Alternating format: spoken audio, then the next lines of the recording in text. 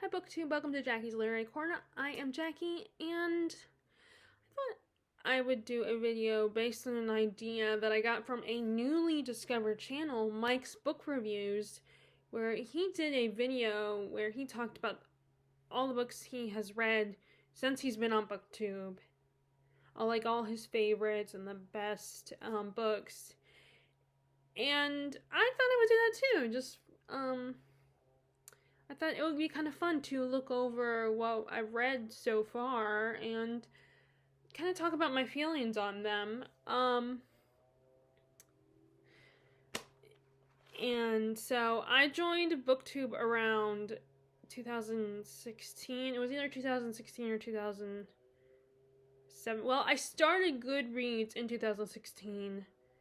And I don't know if I made my first video in 2016 or not. I think I did.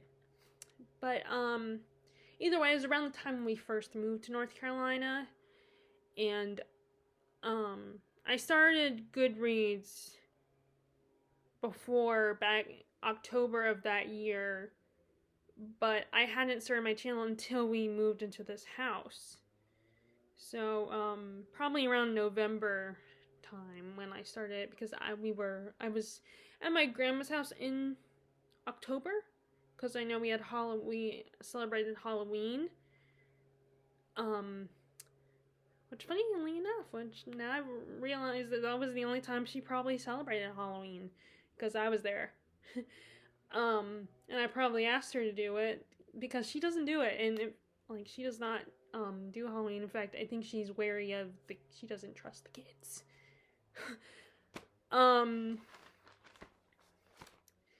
But, so I do, but at least as far as Goodreads goes, I do have a goal. I had a goal in 2016, and books I obviously read.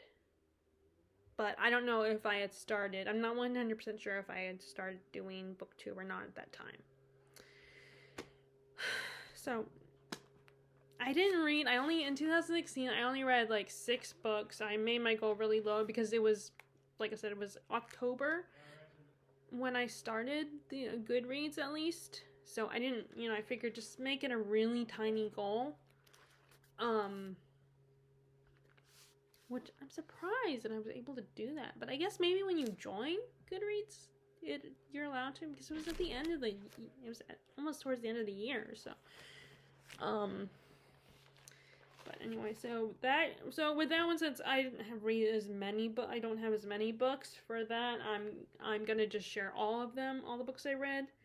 So that was the year I had read The School for Good and Evil, the first trilogy, and I read ACOTAR, which I had already started reading A Court of Thorns and Roses before BookTube and Goodreads. I think I had discovered it at I probably discovered it at Books A Million and bought it, and then read it, and at the time I did enjoy it, and then I realized how popular it was. At that time anyway. Now I think people have mixed opinions. And but I don't know when I read ACOMAF. If I read it that year, or I read it a year later, because I must have read it. I know I read it. I just don't remember when I read it, when I read ACOMAF. But, that I also read Outlander, the first 2 books, that year. Which I probably started those before the whole move happened. I was probably reading those when we were still in Maryland. And I had started book 3, but I didn't pick it up. But it was another one of those situations where I put it down for a while and then did not pick it up. And then when I tried to pick it up again, I lost interest. But I did enjoy it at the time when I read the first 2 books, Outlander and Dragonfly and Amber. I did really enjoy those. I don't remember what the first one, the third one is called, actually. I just know it's a dark green color. So, and I did start the show, but then when I did start the series reading the books, but yeah, I had to have started in Maryland because we still had Starz at the time, and I was thinking once we moved, we were going to get rid of it because, you know, it's expensive to have all these, to be subscribed to all these channels. And, so I was like, I had decided, well, I better not get any more into the show because we probably I won't have access to it when we move.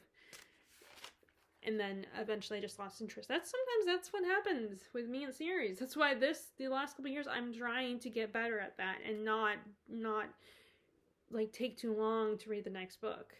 In fact, I just bought next books in a series, even if I haven't read the previous book. Well, one of them I did read the previous book. One of the books I bought last night online. The other one I hadn't started the book that's coming, the previous book, the other series were about that. But to be fair though, it's more expensive at Books A Million than to buy them. And the other one, it wasn't even at Books A Million anyway at the time, so.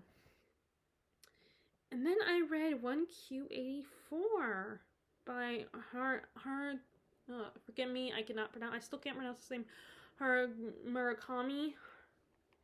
I think is he Japanese? I want to say he might be Japanese, but he could be Chinese. I think it's Japanese.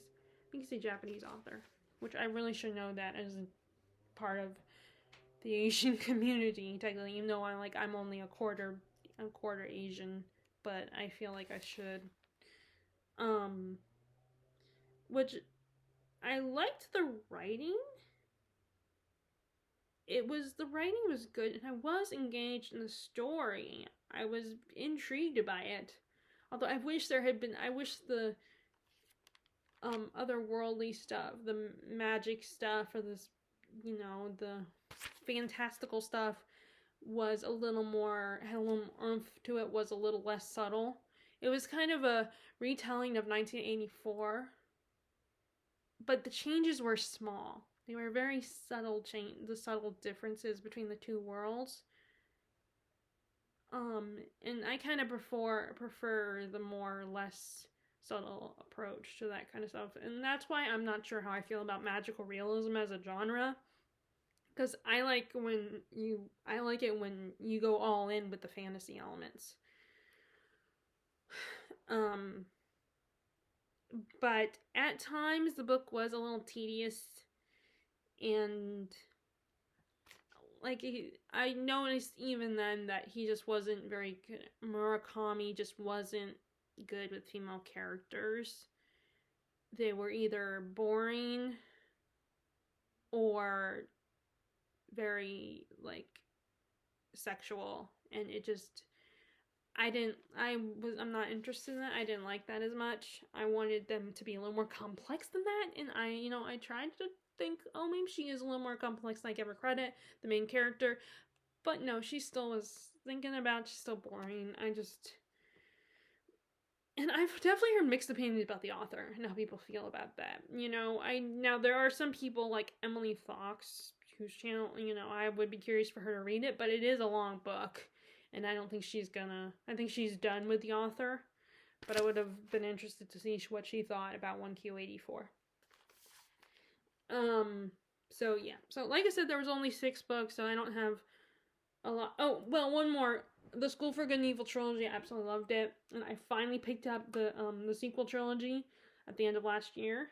So back in November, December time. I think it was November. Yeah, it was November, because the reason why I still not picked up the 3rd book in that trilogy is because it was right after Thanksgiving when I was trying to return the books and renew one of the other book, return the Crystal of Time and renew the other book I had, and then get and I would get the 3rd book in the trilogy and the final book, but I guess the librarians were still, it was right after Thanksgiving, so I guess they were still celebrating, spending time with their family for the holiday, and they weren't home, so they were giving them, hadn't opened the library again. And then by the time it would open up, I think we would be going out of town, or I had we were probably going out of town, I think, or something. So I was like, may as well not get it, and wait.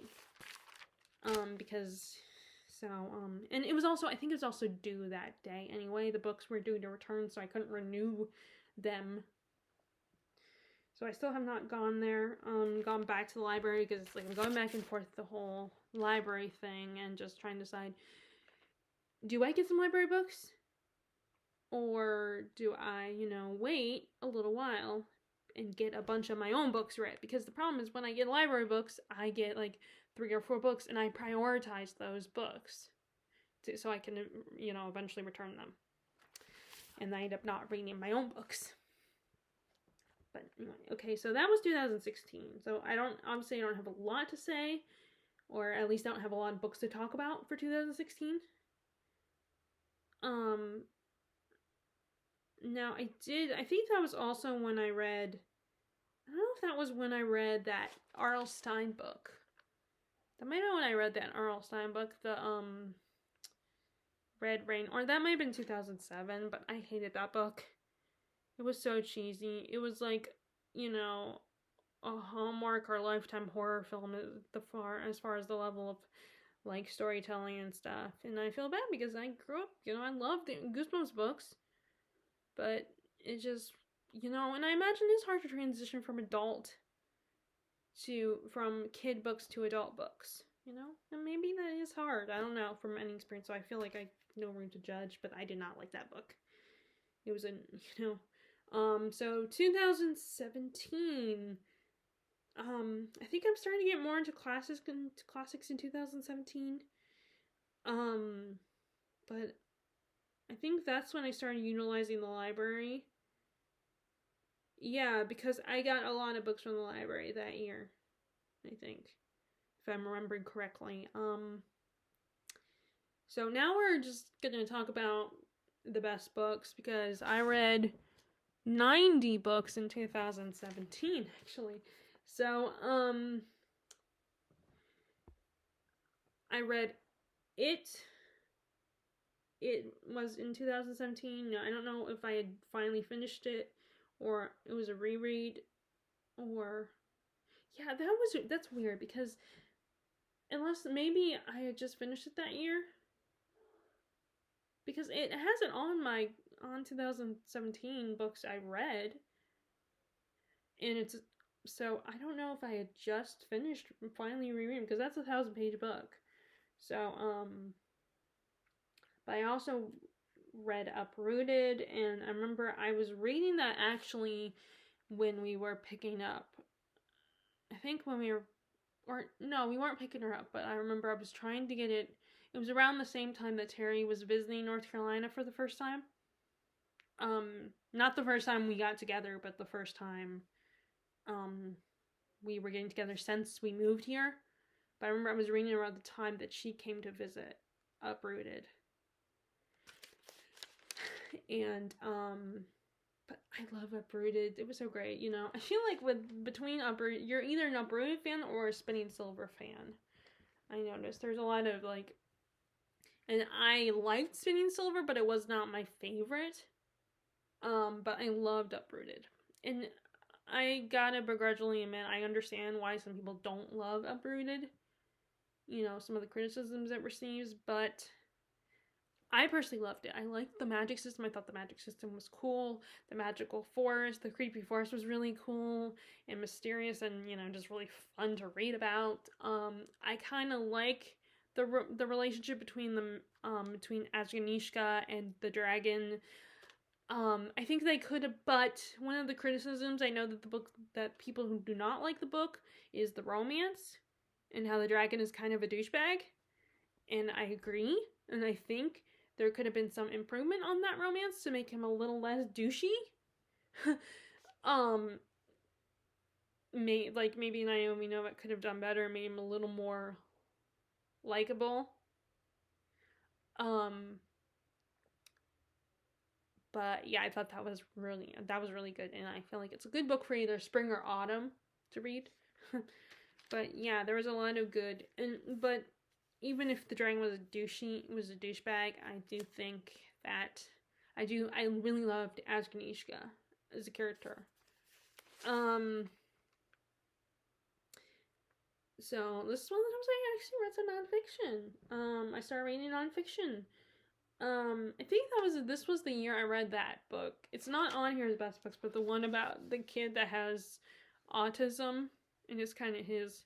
And I thought that was a really good book, a good starting point, really cute. It's not my favorite book, but I did enjoy it, and I admire the kid for writing that book. And I think it's if you have a friend who's autistic or have a child that's autistic or you're autistic yourself and you want to understand it, maybe check out. I wish I remember what the book was called. Dang, I don't remember what that book is called. My life as an I don't know. Well, I feel like because I can't tell you the name, I shouldn't recommend it. But the one that I did put on here for best books is Brain on Fire. That was really good. That was a memoir of a woman who gets, I think she's a journalist. She discovers she has, I want to say, a tumor on her brain, and she slowly loses her mental faculties. And with help from her family, her husband, and her family, and her parents and friends and stuff, she was able to find out what happened, and also studying from the doctors too, watching videos and stuff about herself. She was able to write this memoir about her experience. And it was very heartbreaking to see her slowly, lose herself in this disease and her experiences. And she did write a sequel that was another book. I guess it's not technically a sequel, but another book about it. Not specifically her story, but, more on the subject of brain diseases. And so that's called Brain on Fire. It was really good. It was very easy reading, even with all the technical stuff that, I struggled, that I don't entirely understand. I didn't entirely understand at the time, but yeah, that was good. So, this next one is one from the library, and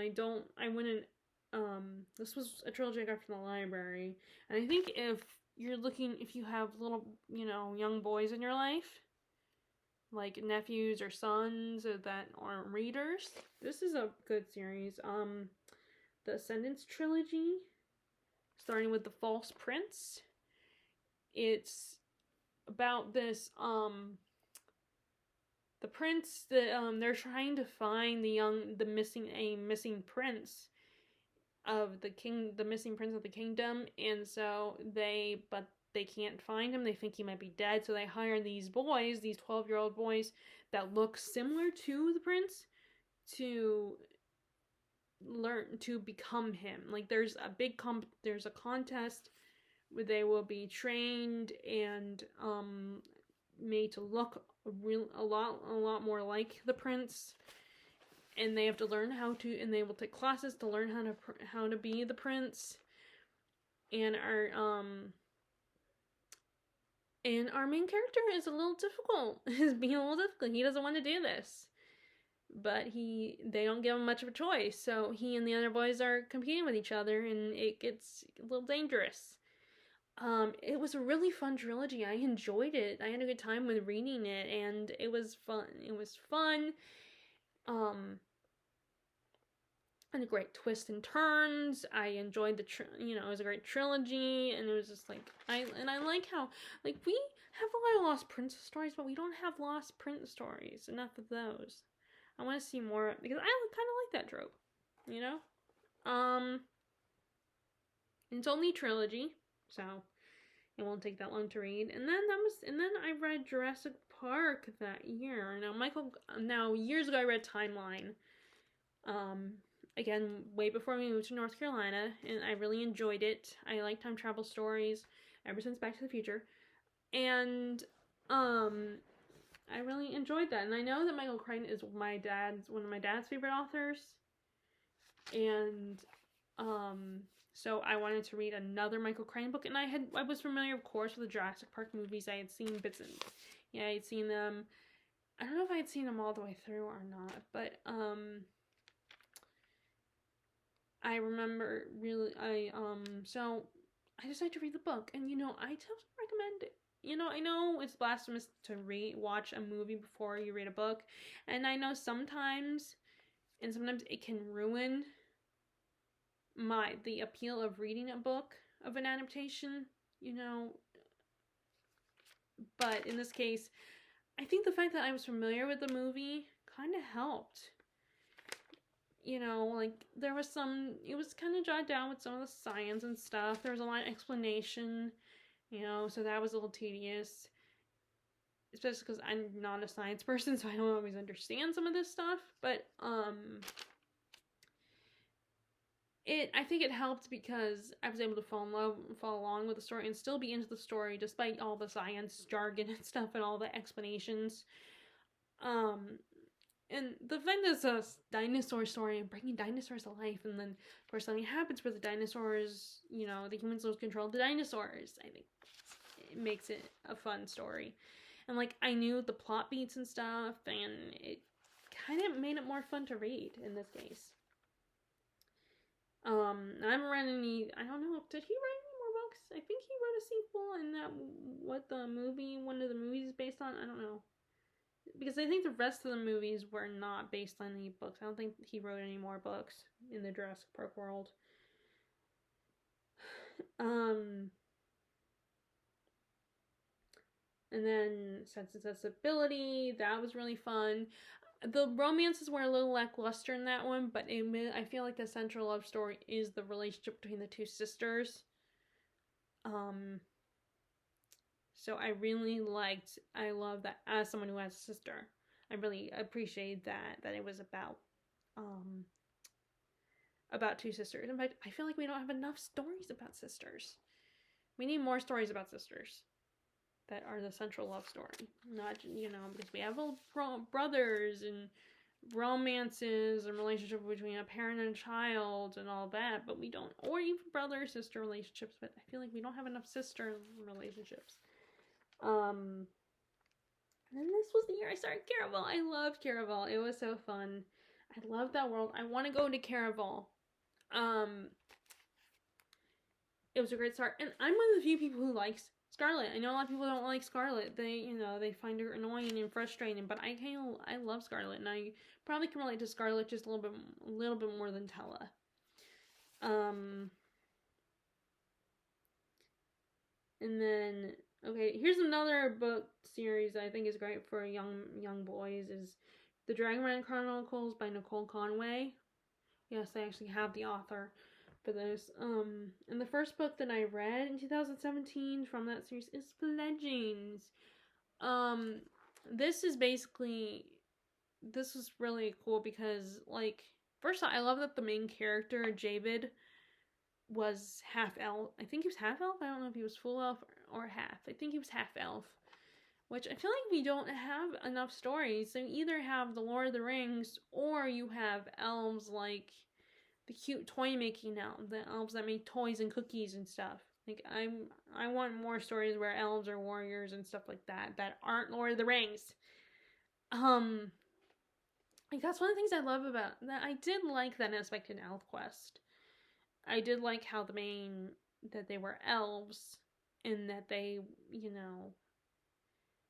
had power. Some of them had powers, and they were, and although it did mix a little bit of the sci-fi element, it turns out I think they were from space. But I just love that story was the main characters were elves, and they didn't look like Lord of the Rings elves. They looked more like kind of like, a little more cute and, fun and still cool and badass at the same time. Like I actually really like the artwork in the ElfQuest graphic novel. It's just, it's more just me and graphic novels don't mesh well. I don't like having to remember to look at pictures and then read the words, and I just don't like doing that. So,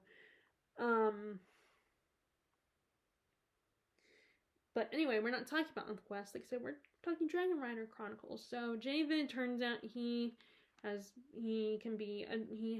a dragon rider, and he ends up going to a school to train as a dragon rider.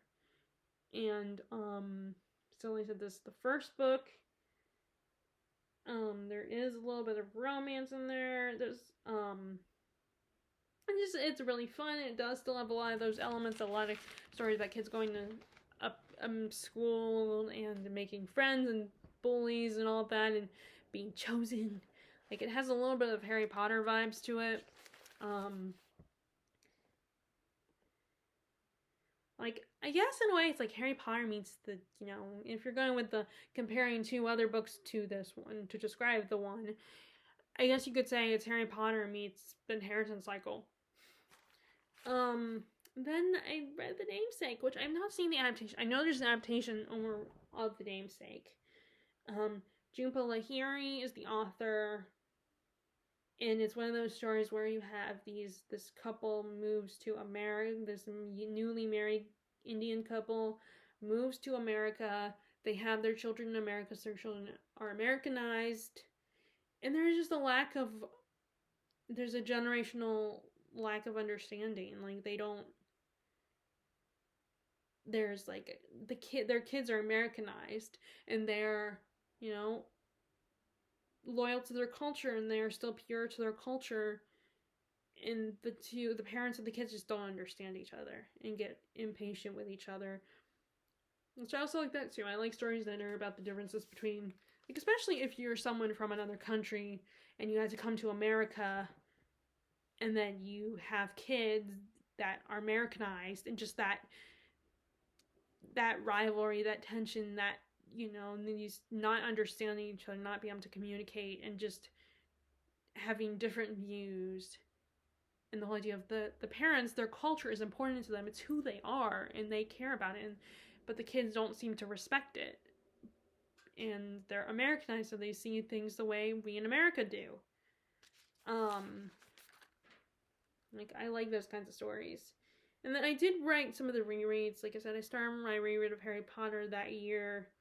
Jane Eyre, which I read, I don't remember when I read that the first time, but it was a reread. And since then I've reread it more, like 2 more times. And then the Lunar Chronicles. Now, the Lunar Chronicles was a situation where I gave my original copies to Larissa because I thought she would enjoy them. And I still don't remember how she feels about that series. I have to ask her about that.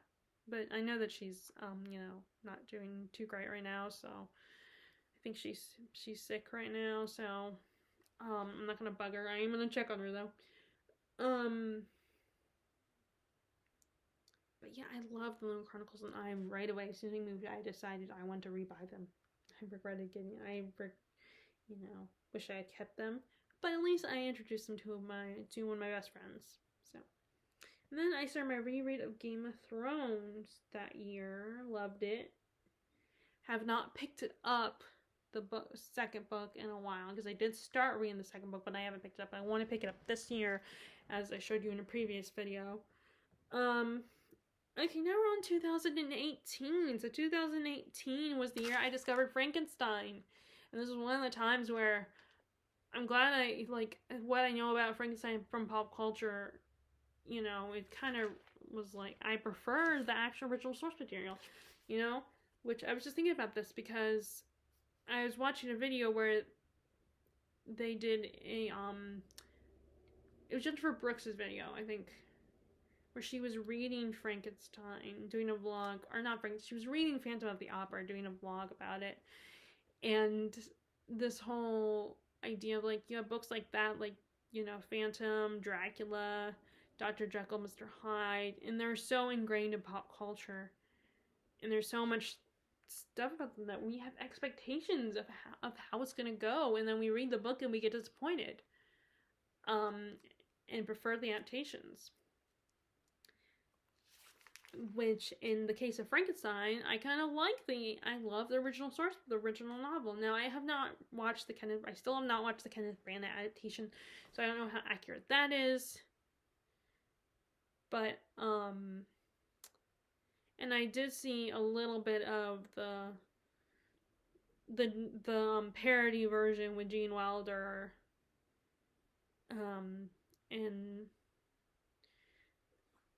but I haven't, made by Mel Brooks, but I haven't watched the whole thing. Which is not the movie's fault. It's just wasn't as interested when I started. I attempted to watch it and then I just lost interest. But I love Frankenstein. I wish someone would do it a little more adaptations, a little closer to it. Although I like the Penny Dreadful adaptation. That was pretty good. I mean, that was probably the most accurate to the book, the Penny Dreadful series adaptation, because that was like a show on, I think, Stars or Showtime, where they took it might have been HBO, and one of those networks, where they took all the characters from horror, gothic novels and stuff, and put them together in one big story. So I guess in a way, it's kind of like a League of Extraordinary Gentlemen, but a different kind of premise. But the whole concept of bringing these literary characters together. It's a really good show. I remember really enjoying it. Okay, so The Seven Husbands of Evelyn Hugo, I read. That was very popular. That one, I think that one came out that year. And looking at this, what I wrote down, I forgot. I also, in 2017, I also read Catcher in the Rye, which was a reread, and decided I didn't like it like I did in middle school when I read it. But anyway, okay, so back to 2018. So Seven Husbands of Evelyn Hugo. I love that book like most people. Although, I wonder if that was one of those situations where because everyone else loved it. I mean, I try not to be influenced by hype. But I think in a way I can be influenced by, at least by BookTube in general. Like, if other people get excited about a book, then I will get excited. Now, it has to be in a genre that I enjoy in most cases. Like, or at least a favorite genre, and fantasy is my favorite genre. But, Seven Husbands of Evelyn Hugo was not typical genre, but I did like it. That doesn't mean I didn't like it. I'm not saying that I only liked it because everyone else loved it, because I did like it. Maybe I didn't love it as much. I mean, or at least I have not continued with anything else by the author. The other works didn't interest me, but maybe also, I think the reason probably why I liked it was because of the old Hollywood stuff. Like, that's what, it was an actress, a Cuban actress, and, what she had to do to survive in Hollywood, and she's also, LGBTQ actress, but she had to hide that, and so she has a lot of she married a lot of guys. And then we have, after the other, next one is Heartless, Stephanie Garber. This is what she wrote after Caraval, I think, or no, Stephanie, what am I thinking? Not Stephanie Garber, Stephanie, what is her last name? Lunar Chronicles author. This is what she wrote after the Lunar Chronicles. Heartless, it is a retelling of Queen of Hearts, and she's a baker, and she has a lover, and then he ends up something happens to him, if I remember correctly. And I enjoyed it at the time. It was really fun, and I love all the descriptions of all the baking she does, and just, it was a great, journey to explain how she becomes the Queen of Hearts. And then we have Mistborn. Oh, also about Heartless, the cover design was really awesome, especially I think it was it the Fairy Loot edition, the one that had the white. It was black and red, but then it became white and red, the special edition. But that was really pretty. Okay, so I read Mistborn that year, and I really enjoyed it. Again, this was my first Brandon Sanderson. And again, because it's a little chunky. I mean, it's compared to some other books, it's not that bad. But Mistborn was really fun, and once again, Brandon Sanderson's magic systems are really cool, very intricate, and I can understand the argument of, well, if it's like too much explanation of how it works, then it feels more like science. I understand there are some people that don't like that, but I'm actually fine with that. Especially because they already blurred the line between sci-fi and fantasy anyway. Which is funny, because at the same time, I don't like when people get those genres mixed up. Like, someone calls a clearly fantasy oh, it's science fiction. Like Ryan and Kelly interviewed Jensen Ackles from Supernatural. I think it was Jensen. And they called Supernatural a sci-fi show. And I was like, it's not a sci-fi show. Yes, there is time travel in the story. There are a couple episodes about time travel, but it's fantasy. Or like darker fantasy. So that kind of bugged me. But there is, like, it does, but I also kind of like it when, like, in fact, I prefer science fiction that has a fantastic fantasy feel to it. It's easy for me to get into. Like, that's why I loved Dune, which is on here somewhere. I don't remember, like, I think it was 2020 when I started Dune. 20 or 21. So I'll talk about that in a little bit. But yeah, Mistborn was really cool. I liked Vin's character. Now, I know that a lot of people did not like his Mistborn era too, but who knows, I might like it even if other people don't. I might enjoy it more than some people. And you know what I really like about Brandon Sanderson, you know, and the reason why I think a lot of people, like, it's fun to be part of the conversation, and also I learn a lot that I don't, you know, from it, that I didn't get my first reread.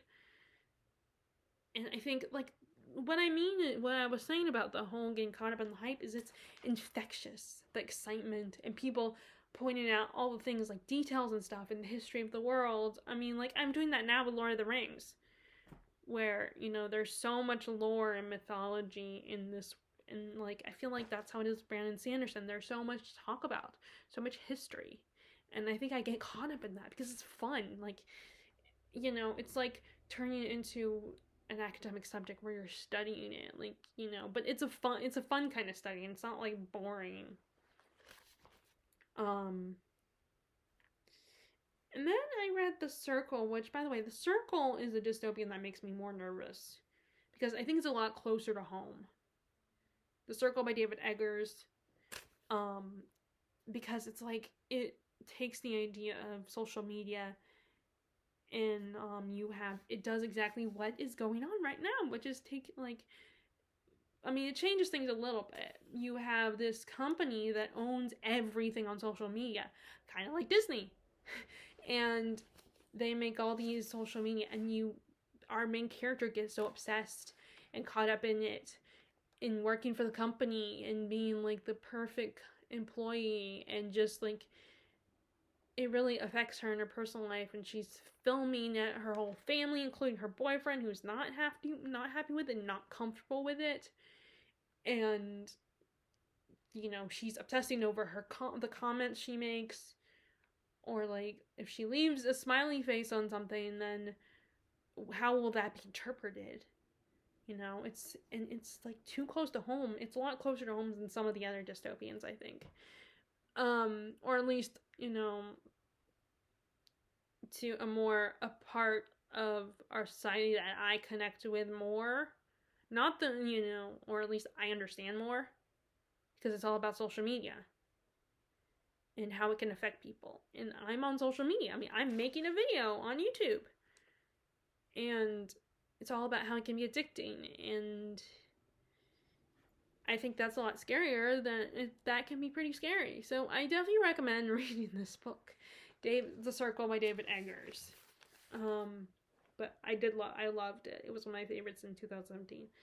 Okay, so then I read The Trader's Wife that year, and that is, if you know your history, Benedict Arnold is a very famous traitor to the American cause, and this is his wife, Peggy Arnold. Her main name is Peggy Shippen, and this is a plot point in the series Turn: Washington Spies, because I watched the spy ring that George Washington created did catch Benedict Arnold, and it's about her story and her perspective. So it's a fictionalized version. It's not nonfiction. It is a fictionalized version of events. And it was really good. I really enjoyed that. I liked being in her head. She was so, like, she's so deliciously conniving and manipulative, and just it was so much fun to read about and see what she was going to do next. And you're thinking, is she going to get caught? Are they going to realize that is Benedict Arnold going to realize his wife is a mistress of manipulation? And like it was just really good and very tense. Then I read I also have the Hazelwood on here. I have not continued that series, but I did read its sequel, The Night Country, and I think that's the next year that I read that. So, and that is on the list for 2019. This is about this girl and her mom and her stepdad and stepsister, and her and her mom used to travel a lot, and they've been in their current home for a long time. And ever since she was little, she was always told by her mother to stay away from the Hazelwood where her grandmother lives. And she was told was told not to bother with her grandmother's famous book of fairy tales, the Hazelwood, or Tales from the Hinterland, that's what it's called. Tales from the Hinterland. And she was fine with it.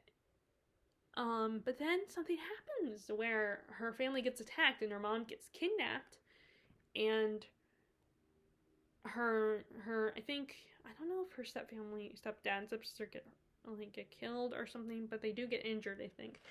So she has to find where her mom went, and the only evidence is, of course, a page from her grandmother's fairy tale book.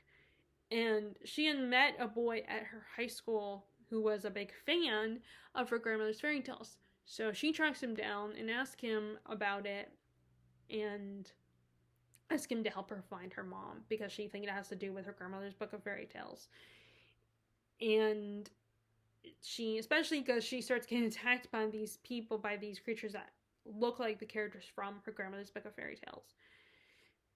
So it's a bit of a quest story. It was really fun. I liked this world. I liked this creation of all these weird fairy tales. I did at the time was interested in reading the Hinterland, like seeing a book adaptation of the Hinterland fairy tales, and it finally did come out like a couple years ago. But by then I had lost interest. But I did read The Night Country, and I did like that one. I wish I had bought the Tales from the Hinterland, but I think the other part of the problem is I'm also like, I will be waiting for the next book, or waiting for the book to come out on paperback, and I get distracted. So it's by other books. It's like, that's how I am in relationships, in how I am with relationship with series. So I almost need to wait until the whole series comes out before I buy them. Buy with series, so I know that I can eventually buy the next book. Then I read The Daughter of the Forest by Juliette Marillier. I love that book. That is a real telling of the Six Wands story. And I did read, in 2022 or 21, I read the second I think it was in 22, I read The Son of Shadows, which is the sequel to that. So I'll talk about that book too. That was really good. I liked the writing, Juliette Marillier's writing style. I thought the romance was really sweet, because there is a romance. There is a rape scene, a grape scene in the story. It is very, it is very dark. It's not very crass, but it's detailed, if I remember correctly. And it's very heartbreaking, and just like, you see what the main character goes through. Like, she has to save her brothers who've been turned into swans by her evil sorcerer stepmother, and she can't speak, and she has to make these shirts out of nettles for each of her brothers to put on them, and before they stay swans forever. And she can't tell anyone about it, and then she ends up coming across from the enemy, the newly appointed king, because his father has just died, if I remember correctly, and she is held prisoner by him and his family. And of course, the fact that she can't speak makes it more complicated, and makes them a little suspicious of her. So, but it was really good though. And then Nevermore, which I have read the sequel, so I'm going to talk about that. Nevermore by, I forgot the author of the Nevermore series. But I do believe there's going to be 9 books. And I never got around to Hollowpox, which is the 3rd book. But this was really cute and fun. It was this girl who was believed to be cursed in her village, and every year the kids in their village get auctioned off to be apprenticed, and she ends up surprisingly get auctioned. This man comes to claim her, Jupiter North, this mysterious figure who makes me think of Willy Wonka. And her family is surprised because they think she's going to die on her, part of her curse is that she's going to die on her 11th birthday. So I think she starts with the book at age 10, and she's whisked away to the land of Nevermore, where she has to compete in these trials to end up going to the famous school where she can train and learn about magic and stuff like that. And there's a big talking cat in the story, and it's fun and whimsical, and I do almost wish I had continued with it. And then I read my first Sarah Waters book, The Paying Guest. Again, I love the author's writing. This is a very tragic romance story set in the 1920s. This married couple hosts, offers, takes in boarders of this other young couple, but the 2 wives end up falling in love. Although that kind of makes a little iffy, because it's still cheating, emotionally cheating.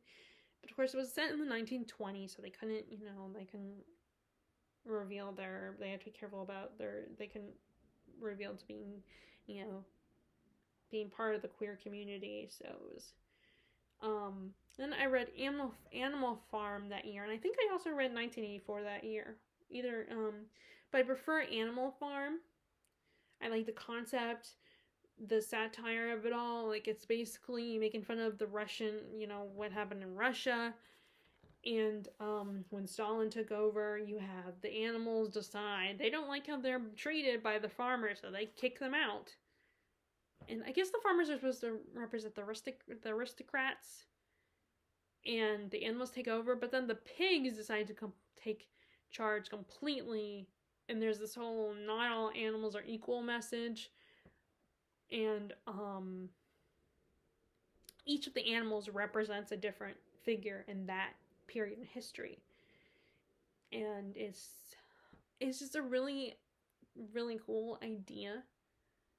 And I like my audition because it looks like a children's picture book, my version of it, or coffee table book, and it's such a really cool idea. And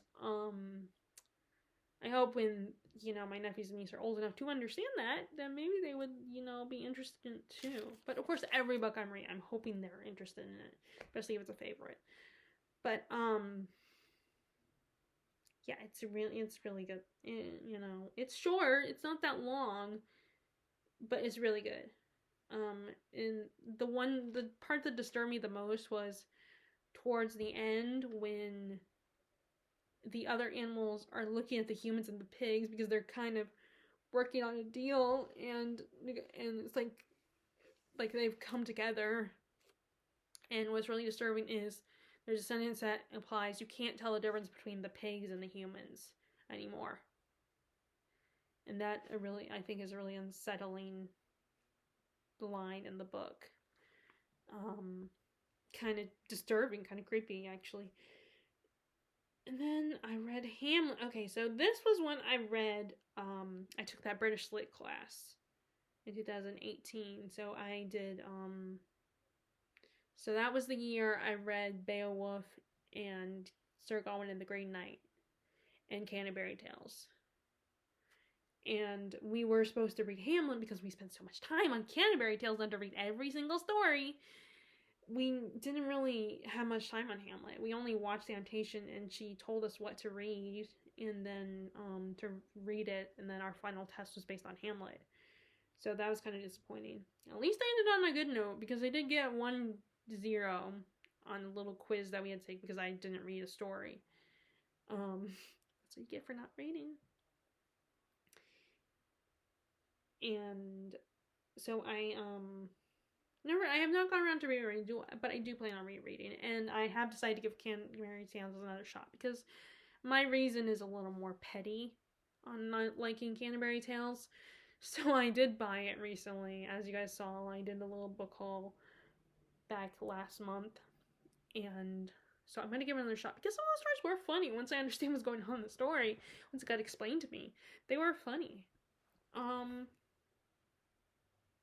This was the year I read North and South, also by Elizabeth Gaskell, and I like it. And it's kind of a Pride and Prejudice retelling. Like it follows a similar romance, but set with a Industrial Revolution background. And so it's not just the romance that plays a role, but also like it looks at philosophy and what the Industrial Revolution has done to the community, and how like you have the workers versus the masters. And our main female lead, Margaret Hale, forms a relationship with the workers and hears their side of the story, and is trying to get her male love interest, Thornton, who is one of the mill owners, to work together with the workers. And he's not as bad as some of the others. He's a little bit more fair to his employees. Not fair enough, but still a little bit more decent to them and honest with them. That's what he believes. He believes in being honest to his workers and giving them a fair, like being honest with them, telling them this is how it's gonna be, whether you like it or not. And also it looks kind of like the changing times, and like her father leaves his job as a priest, leaves the church because he doesn't like the direction it's going and the changes it has. And it's you get the comparison between the North and the South, so it's not a classist comparison. It's a cultural comparison. Like you have the northern culture, the big city, versus the South, the country, and you have like Margaret, kind of caught in the middle where she misses the country, but she does see the merits of the city eventually. So I like how it includes all those elements, not just. Although Austen's books, I do, they are a commentary on her society. And you work with what you got. And what's important to you. So, yeah. I remember when I talked about this book for the first time with my friends on Facebook, not just Terry, but some of the, friends I met via Once Upon a Time. And one of them thought I meant, oh, you mean the Jonathan Jakes novel? It's like, no. And that was just really annoying because like no, it's not the same thing. It just has a similar title. Okay, so Home, a memoir of my early years. That is Julie Andrews' memoir, and I've read the sequel, which I will talk about. I guess I read in 2019. Home was about her time when the Blitz, when she was born during the, her life during the Blitz, how that affected her, and then her time when she got into Broadway, and her struggles, and how hard it is, but how her voice probably helped her out a lot. It's just really cool to learn about this actress that I was very familiar with and get her story. Because a lot of people grew up with Julie Andrews. She's the British version of Angela Lansbury. Wholesome. A lot of people love for her to be their grandmother, and it's so cool to learn about her. And then, so I read Six of Crows that year, which is a duology, the first book in a duology. I really enjoyed that. I liked the heist stuff. I thought that was really cool. And we get more of the Grisha world beyond, I cannot remember what the places were called. It's been a while since I read that series. Which reminds me, I have got to check up on that series when that new season, because we might lose Netflix. Because, how much it cost. The price is increasing, and, we don't own Netflix. It's my sister's account. So she might, because of the cost and everything, my mom was saying we might not have it anymore. So I would, and I'm kind of, because I want to continue with there are series that I watch in there. Just I don't watch Netflix all the time, but there are shows on there that I watch. So, including, you know, Shadow and Bone. So now we're on 2019. So this is when I read some sequels. I read Legendary in 2019. Loved it. I think I loved it even more than Caraval. Was Tella. We are in Tella's head this time around. So we get more of Legend and Jax.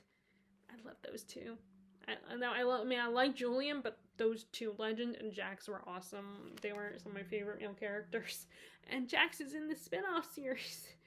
He comes back in the spin-off series. He plays a lead role. He kind of reminds me a little bit of Rhys-Sand, especially in the beginning.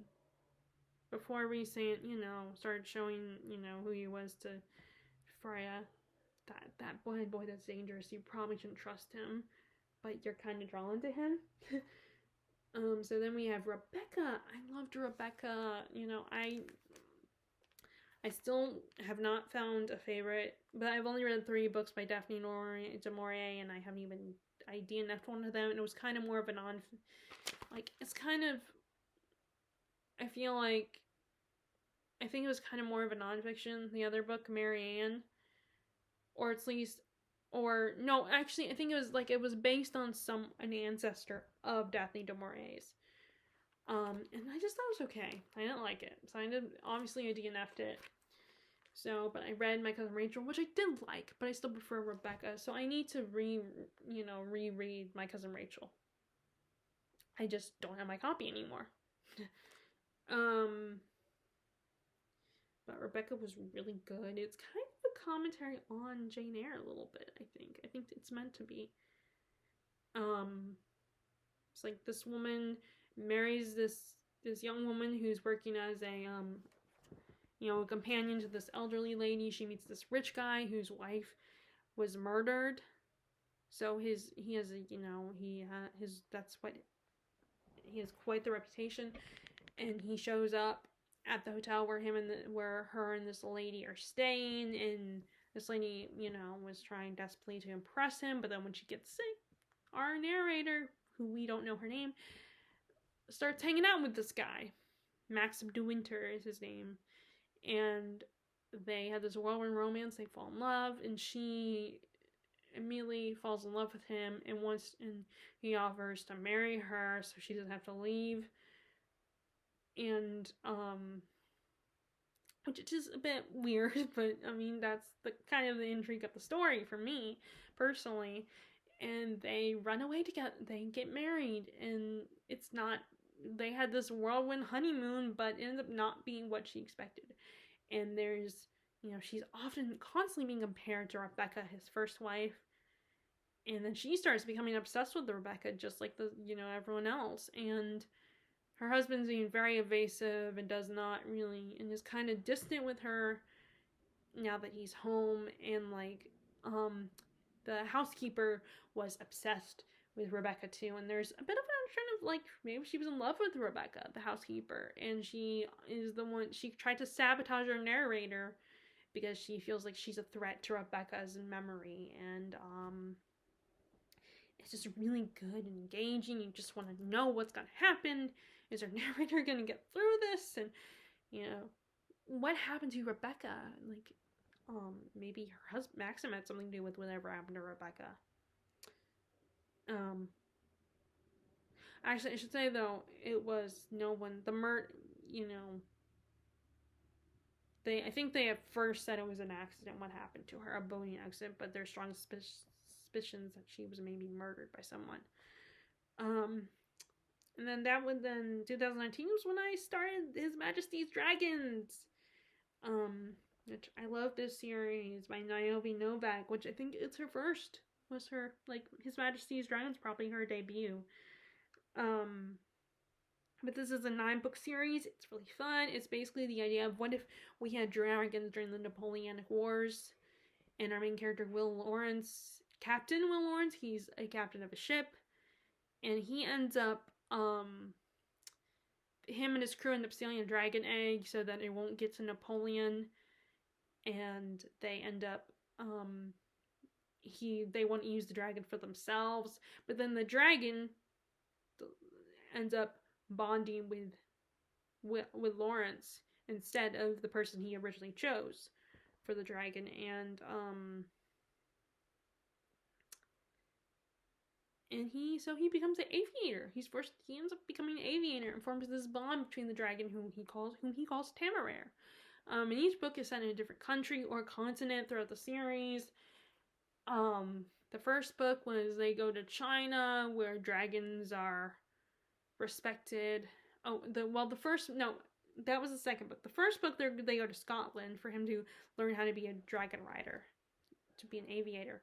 And it's the second book where they go to China, where Temeraire realizes that dragons are a lot more respected and treated a lot more like equals to the humans.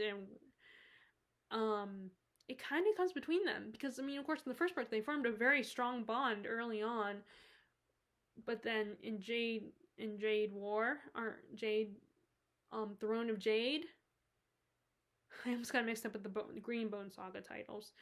Temeraire kind of likes the way he's treated in China, and they try to convince Temeraire to stay in China. And so it kind of puts their relationship to a test, their newly formed relationship to the test. But and they're very quick reads. I've read up to Black Powder War. I've not read Victory. I am due to read Victory of Eagles, but I loved the first book. It was so much fun. I love Temeraire. He's like a puppy dog. He's so cute. And, he's so really sweet and loyal to Lawrence. And I love their relationship, their bond. And the idea of dragon is so cool. The idea of, dragons, that's one of I think it's most people's favorite fantasy creature. And then I read The Lost Queen, which I don't know why I still have not picked up, because I do have an ARC copy, thanks to my sister's college best friend, who's also a reader. Although we have very different tastes in books, mostly. But she got an ARC copy of the sequel to The Lost Queen, and I still have not read it yet. Because I keep thinking, I kind of want to get the final copy of it, and not the ARC. But I still haven't bought it yet. And this was kind of about, kind of Arthurian legend, a character in the Arthurian legend.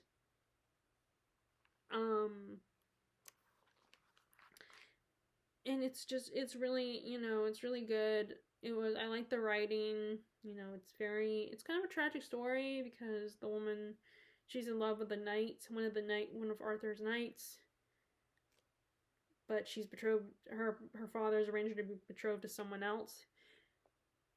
So it's kind of a sad story, and it goes through her life. And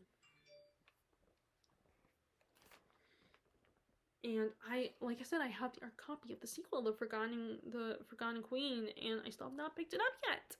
So I need to pick it up, because my sister's friend gave it to me, so and I feel bad that I haven't read it yet. Okay, so then we have Misery by Stephen King. In these past couple years, I finally started reading more Stephen King and buying his books, and I loved Misery. It was so good. Now, I have not seen the Kathy Bates and James Caan, I think that's his name, adaptation, but this is basically about this guy who wrote this series of novel and film noir novels, and he decides to end it by killing off the main character, Misery, and then his biggest fan gets pissed about that, and when she comes across him in the middle of nowhere, she holds him hostage and wants him to bring back the character and write a story for her. And it's so good, and it's very uncomfortable. It's just the two of them, and some of the things that she does, she is batshit crazy. She was a nurse. It's just so good, and so, it's just, compulsively readable. That's the thing about Stephen King. He's very compulsively readable, I think, despite that his books can be super long. But it's so good. It's the fact that she's not a supernatural or otherworldly, she's just a regular person that's gone a little nuts, makes it all the more terrifying. And then I started reading I started reading Dickens more. Like, I had read A Tale of Two Cities years ago, and I remember really enjoying it. So I eventually wanted to read more Dickens. So finally I started picking up, buying his books. And, like, I'm glad. I thought about participating in the, Dickens versus Tolstoy read-along, but they were going to read it in chronological order of each of the author's writings, and I'm glad I didn't do it because, some of his books not everybody loves, and, but that was Great Expectations was the coming-of-age story, and that was really cool, a really good story. This kind of talks about what money can do to you and how it can, once you have it, it can potentially change you as a person and not for the better. And how just Pip's journey and I think it's kind of a bittersweet ending, if I remember correctly. I do mean to reread it. I bought another copy because my original copy was mass market, and you know how I feel about mass markets. And it's just his journey is really interesting. Just like, and it's it was really good. And and gotta love Miss Havisham. She's such an intriguing female character. And I also like the little girl that's, the girl, what, I can't remember her name. And then I read Crime and Punishment, which that kind of surprised me. My love for that, I wasn't sure if I was going to love it. I was worried I was going to be bored by it, but I actually really liked it. I was engaged with the guy with the main character's story and finding out what's going to happen. He is a student that's broke and decides to solve his problem by committing murder and stealing the money from this pawnbroker, and ends up, and this whole time he's worried that he's going to get caught, and he keeps debating, and there's a subplot with his sister and two men who want to marry his sister and try to blackmail her into marriage. And there's a bit of a romance I wasn't that crazy about, but the rest of the story I was definitely intrigued by and wanting to know if he was going to get caught. He did have a police inspector after him, and that was, very intense. It's like, did the inspector know he was the killer and just wanted him to admit it himself? And it's just very intense, wanting to know what's going to happen, and it gets very philosophical. So I do know that's part of people's problems with Dostoevsky, is the philosophical aspect of him as an author. I'm still reading Brothers Karamazov. I need to pick it up this year and finish it. And then we have If We Were Villains, which has been compared to The Secret History with its plot, because it does kind of the same thing where a group of students, pretentious students, commit murder, and it's how they deal with it. And but in this case, they're dealing with Shakespeare, which I know a little bit more about than Greek, which is what the other book is. The Secret History is dealing with students that study Greek and antiquity and all that. But this one, Shakespeare, I know a little bit more about, though I didn't know as much. Like, I didn't get every reference because I have not read a lot of Shakespeare. But I am working on that. And it's a lot easier to read than, like, if you have not read either one of those books and you are interested, then you might, like, The Secret History is pretty dense and pretty long. But what I like about If We Were Villains, it reads like a script. It's set up like you have these scenes, like in the script of a play. I mean, it's still written like prose, but like the setup, like I said, is like reading a play. So it's not as much, it's not as long of a story. So you might, want to start with that one. Of course, both books have been around for a long time, so you might have already read both of them. I don't know, but it's I think If We Were Villains is a little easier to get into than A Secret History. Okay, and then then Malice started the Faithful and the Fallen series, and I loved it. It was so much fun to read this world, and I was very proud that I finished a book this long. Not that it's that hard to read. I mean, it's not very dense, and the chapters are really short. It's just long, and I'm still kind of getting into the longer books and finishing them, which I'm so proud that I finished The Physician this year, and I'm working on Ruin of Kings right now, but I might put it down for a little while. And but Mouse was really fun. A lot of characters, and I like it when authors have multi POVs. I mean, yeah, it can get confusing. It can be too much when there's too many characters that get POVs, but there's a lot of options for favorite characters, and I like how some of the characters were kids, and seeing a teenager's perspective on this what's going on, just like what happened in Game of Thrones.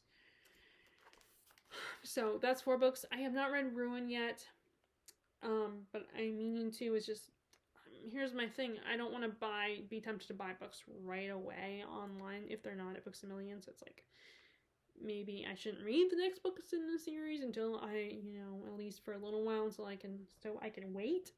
Because, I mean, obviously, I told myself I would wait a couple months before I buy more books online. I totally failed that and bought some yesterday. And ordered some books yesterday. It was only 2, to be fair. But, and I read the second book, so I was ready to jump into the final book. And it was just very, like, so it's like, do I read a book in the series when I don't have the next book in the series and I have to buy it at some point? It's like, it's very difficult situation. So, but yeah, Malice was really good. And then I read Hero of Ages, the second book to the sequel to Mistborn, and it was fun. Got to explore more of the world. Like I said, I've been meaning to reread that series. I'm trying to decide, do I just read the versions of the books I have, or just try to get the other versions that I want, which is the UK cover editions of Brando Santa's books. Like I said, it's been a while, so I don't have a whole lot to say about it, but I do remember enjoying it. Longborn, I love Longborn. Longborn is a retelling of Pride and Prejudice, but through the eyes of the servants, which I really like. I like these retellings where you get the perspective of a character that's in the background, like a secondary character, or character you don't see that much. Because they had enough money. Mr. Bennet had enough money, obviously, for them to have a couple servants. So it was kind of cool to see things from the servant's eyes, especially because Elizabeth does some things, like she runs around like a wild girl, and you think it's fun. You think she's cool and spirited, and you just like her. But then you realize what the servants have to deal with when it comes to her, like cleaning her petticoats and shoes and stuff, and how they just have to do all these things for this family, and have to deal with them fighting and stuff. And servants hear a lot of gossip, can hear a lot of things that they're not supposed to hear, and they can't say anything, but they can talk to each other. So it's very enlightening. There was obviously another book I read last year, that also kind of, you'll get the perspective of a character that's kind of secondary compared to the main characters in Pride and Prejudice. So I really enjoyed that. And then we have Wuthering Heights. I read Wuthering Heights that year. I really loved it. Before then I had only read Jane Eyre, so I wanted to read something else. And I did watch the adaptation, because we do have the adaptation with Juliette Binoche and Ralph Fiennes. So I did watch that. Wuthering Heights is not a romance, by the way. It's a tragedy. It's a very toxic relationship. And I guess you can't really, watching the channel The Take on YouTube, and then pointing out all the, like, how rom-coms and movies and all the faults of them, and it's like, no wonder people thought at first Wuthering Heights was romantic, and were disappointed when it wasn't, and hated the book because of that, because it is not a pleasant read. But I love it for that. I love how toxic the relationship between Heathcliff and Cathy was. The first two versions of Heathcliff and Happy. I mean, Heathcliff and Cathy. I was combining her name with Heathcliff's name. That's their couple name, Happy. And or Happy. And it was really good in all its toxic glory. It's just, and it's such a heartbreaking story. Like, they really felt like they had a bond. Like, they were the same side of the same coin, essentially. They were opposite sides of the same coin. Kathy refers to him as her soulmate, because they are so much alike. And it's very tragic, their story is very tragic. It's not romantic at all. And then Minimus, I read a Minimus, and this one is, I feel like it's on the lower end of YA, but it's a very dark story about, this king's kingdom is taken over, they kidnap his son, and the king and his men are imprisoned, and the son, the young prince, is made to be apprenticed to the court jester, and he's basically tortured, humiliated, bullied, and just like, and it's kind of like, it's kind of a sad story, and we're reading hoping that this kid escapes and helps his family, and it's kind of a sad story, especially, not just, but also the title character Minimus, the court jester. It's a very, sad, like I said, a very sad story. It feels like a middle grade, but the content is not necessarily as fun. There might be some humorous moments. It depends on what although I guess the way it's written, it feels like it's written on a younger side of YA, but it might be more an adult read. And adult books do have kid main characters, so maybe it is an adult book. It's just, I remember the writing style feeling very middle grade, or at least older younger YA. But yeah, it was really good. So now we are getting close we're now in 2020. So this was the year Theft of Swords. This is one of those books that I had started and finally finished. Theft of, now the original, this Rhyria Revelations was really originally published independently, I think, self-published, but then someone decided to buy it because it did so well, and it was a bunch of novellas, and it got published into 3 volumes. So I read Theft of Swords. I still have not finished the 2nd volume. But it was really good. Hadrian and Royce, their partnership is so great and fun. The first book is them they're thieves, they're professional thieves, and they get hired to steal a sword from a king, and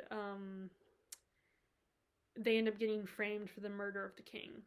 And they are imprisoned by his son, but his sister suspects it's a frame job and breaks them out and knows something bigger is going on, so she asks them to go kidnap her brother and go find her old mentor and figure out what's going on and who their enemies are and help her stop them. And I love Arista. She's awesome. I like they have a great main female character. She's feisty, and she's a fighter. She really cares about about their kingdom, and it'd be maybe even a better leader than her brother. And I love the dynamic too of Royce and Hadrian. They are so much fun. And of course, things do end up being a lot bigger, and there's destiny involved, and someone's chosen for something, and I still don't know if my theory is, I still have suspicions about my theory, my belief about, even though I was told, kind of, it was revealed that it was something different, I still believe my theory might potentially be proven correct. And then Emma, I love Emma, and it's funny that, Emma, when she first published this, she said Emma was a heroine only she could love. But I think now, as I've said before, that I think now you have half the fans who don't like Emma, and then the other half who do love Emma. she's vain and spoiled and a little, a little bratty, but, in a sweet kind of way, an endearing kind of way. Like, she has good intentions. And it's just like, and you can tell there are moments throughout the book where she actually does care and believe that she's helping people in a good way. Like, she's trying to play matchmaker to people like her new friend Harriet Smith, and she doesn't realize that, she thinks Harriet Smith is entitled to a rich guy, an upper class guy, and it turns out people don't agree with her, including her best friend Knightley, who is also her brother-in-law. And it's just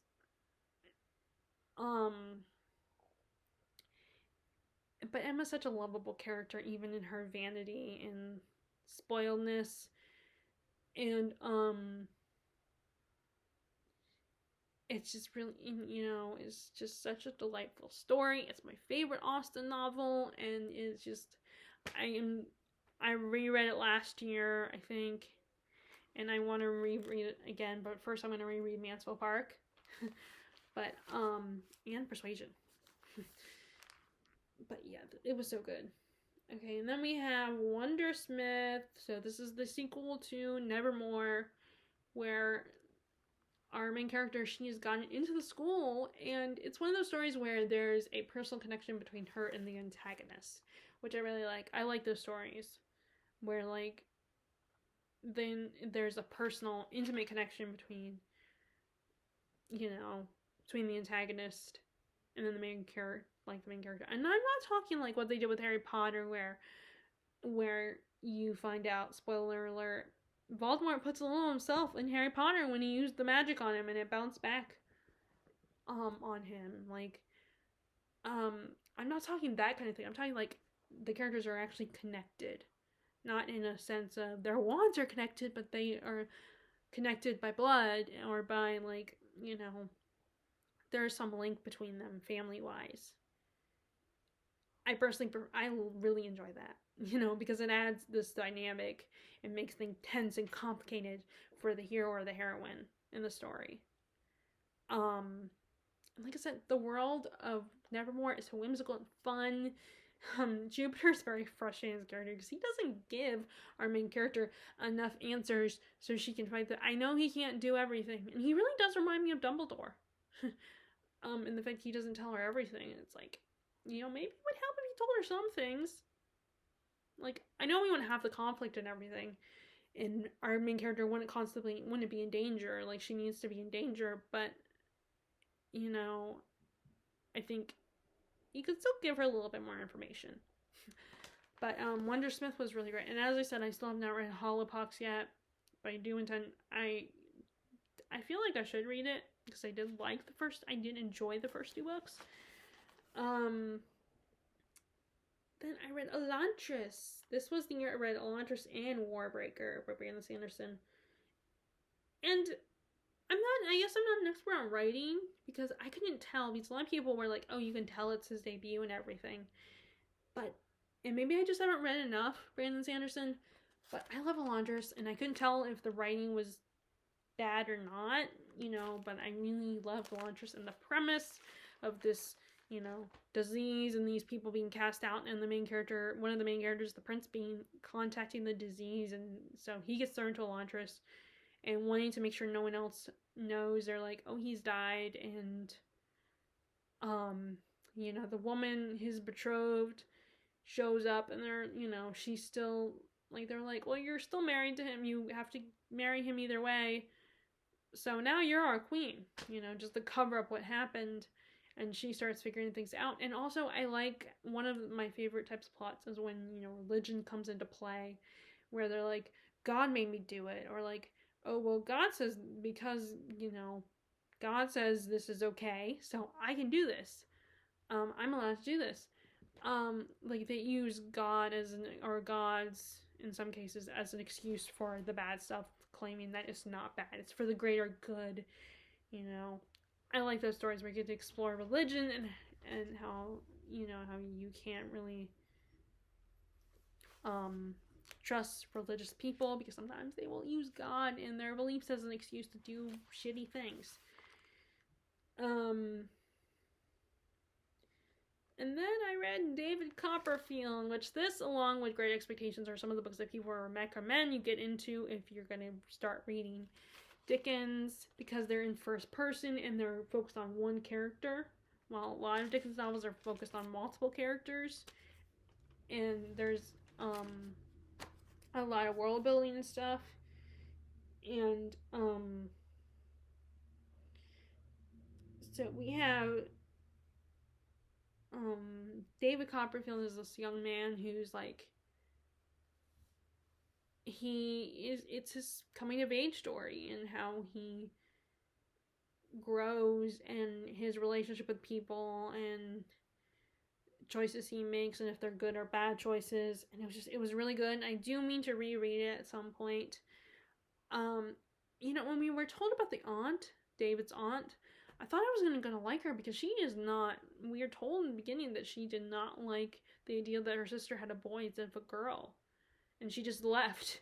But then you meet her again when David's a little bit older, a young adult, and you actually kind of like her. She's fun, and she really takes David on and really takes care of him and cares about him.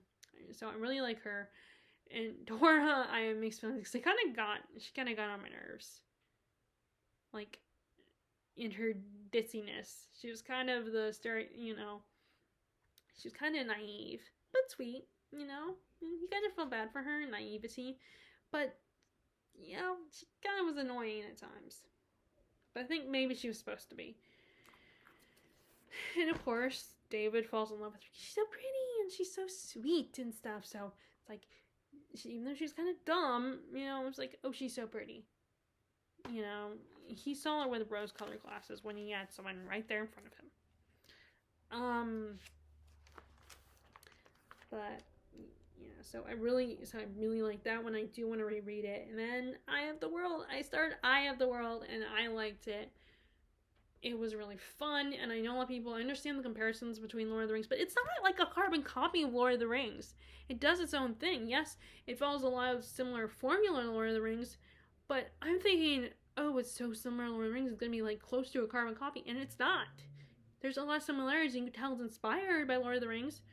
Like, it was funny because when my dad has not read the books, but he watched the show on Amazon, and he was like, oh, it's trying to be like Lord of the Rings. It's like, and it just kind of made me laugh. It's like, yeah, you're not the only one who thinks that.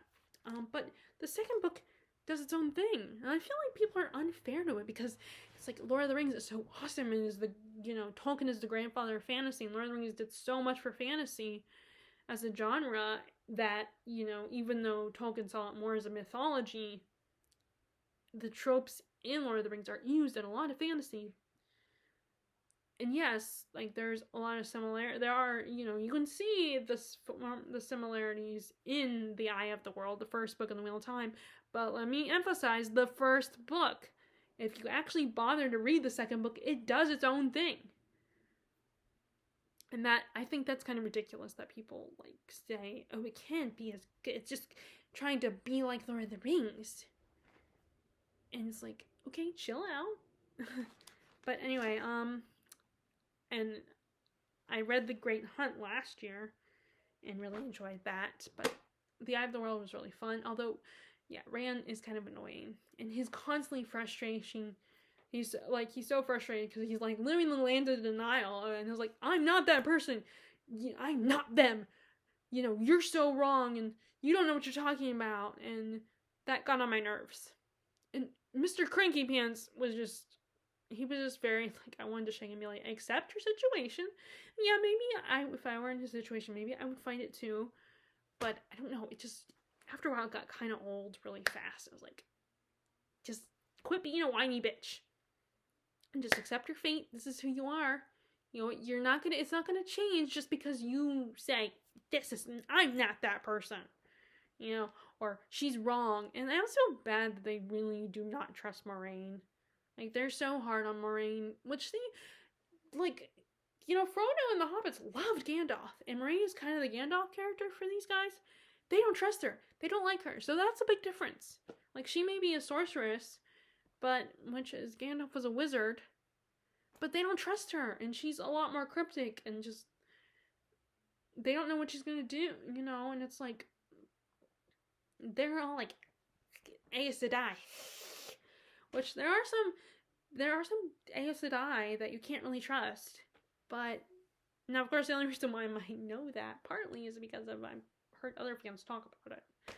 But yeah, I mean, like, some of their like distrust just drives me crazy.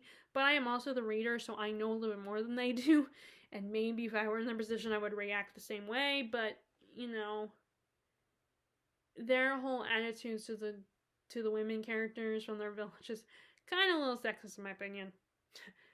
But I mean, either way, I love the book. I had so much fun with that, and I read, like I said, I read The Great Hunt, so I will talk about that one. I think last year I read The Great Hunt, but it was just it's a fun series. I'm enjoying it. I haven't got to the part that's supposedly the slog, but watch, I'll end up liking it either way. And I hope the series still succeeds. I know the first season was rough and people were not happy with it, but I hope the next season does better. I mean, they're gonna make it. It's being made. So, at least that one I'll be able to watch. Even if we may lose Netflix, but I can at least watch the other one. And then we have Tooth and Claw. This was a Jean's Bookish Thoughts book recommendation. Not that she recommended directly to me, but she talked about it and recommended to her viewers. This is a Pride and Prejudice retelling, but what's really cool about this one is they're dragons. They are literal dragons, which I really like. I feel like that was really different and unique because, you know, most stories there's, you know, human characters, but they might have magic. And then there's a book that Jean also recommended called Heartstone, where you have the Pride and Prejudice storyline, but the characters are dragon riders. In this one, they actually are dragons. And I thought that was so much fun, seeing dragons behave a little bit like humans and have the classist ideas and stuff like that, and the romance and all that, and it was so much fun. It was such a fun read. It's so cute, and I like my edition. Like, it's a hardback book, but it's a small hardback book, and it's just so cute. But yeah, I had a good time with that book. And I want to reread it again. I mean, I feel like maybe books that I want to reread after I read them, maybe I should just read them as soon as possible. Might do my reread as soon as possible, because it takes me a long time before I reread another book, before I do a reread. So then we have The Shining, haunted hotel story. This is really good. It's one of King's most famous works. And I remember the Stanley Kubrick adaptation. There were two adaptations. There was that one, and then there was one that Stephen King did himself, because he was notoriously not happy with the Stanley Kubrick movie, which changed a lot. One of those situations where it's probably not the best adaptation, but it's a good movie if you're not comparing it to the original source material. But this is like a haunted hotel story where our main character is Jack Torrance. He's married with his little 5-year-old son, and he was a teacher, but he's also an alcoholic with a bit of a temper, and loses his job. He gets fired, and, you know, he needs the money, so he gets a job as a caretaker to the infamous Overlook Hotel in Colorado during its off season. And the hotel has a very violent history. And he uproots his family there. He also uses an opportunity to work on his book, which Stephen King always has an author when he has an ensemble cast. Someone is a writer, and he ends up being driven mad by the ghost. And it's kind of one of those things where you don't know if the ghosts are real or not, or if they're just in his head, because he's an unreliable narrator. And and it turns out the chef there, whose name I still do not remember, he recognizes that that Jack's son Danny, has the Shining, this psychic gift, and that the chef himself once had, and when he was a kid. but in the mythology of The Shining, because King includes that in a lot of stories about kids, the kids in his stories, and how some of them have got to have at least a little bit have The Shining. Like, as an adult, you start to lose that gift. It's only prevalent in children, which I'm wondering, do you start to lose it when you become a teenager? But so, and the ghost want Danny because of that, because he has the shine. And a lot of people theorize that maybe Jack Torrance also had it too, had a little bit of it, and that's probably why they went after him too, because he might have had a little bit of the shine. And there's a sequel to it, Doctor Sleep, which I read probably last year. Or, I mean, the year after this one. It is so good. His, like, Stephen King's books are just compulsively readable, and he's really good at establishing, like, the backstories and history, and giving us a lot of stuff to think about to really get us engaged in his works. And to get to know the characters, the good, the bad, and the ugly. And it's terrifying to watch as Jack slowly goes mad and goes after his wife and son. It's heartbreaking and terrifying.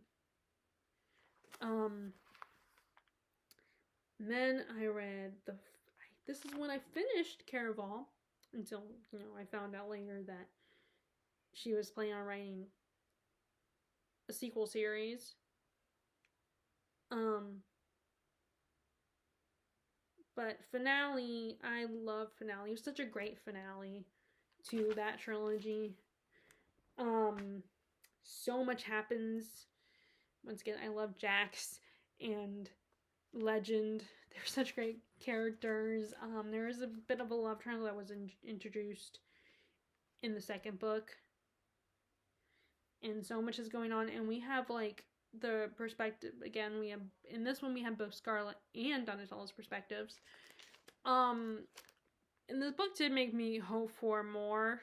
Like, I hoped we get more of Jax's backstory, and maybe get a little bit of Julian and Legend's story as well. I wanted to learn more about them. We haven't got their story yet, but we do have Jax plays a main role in her spin-off series.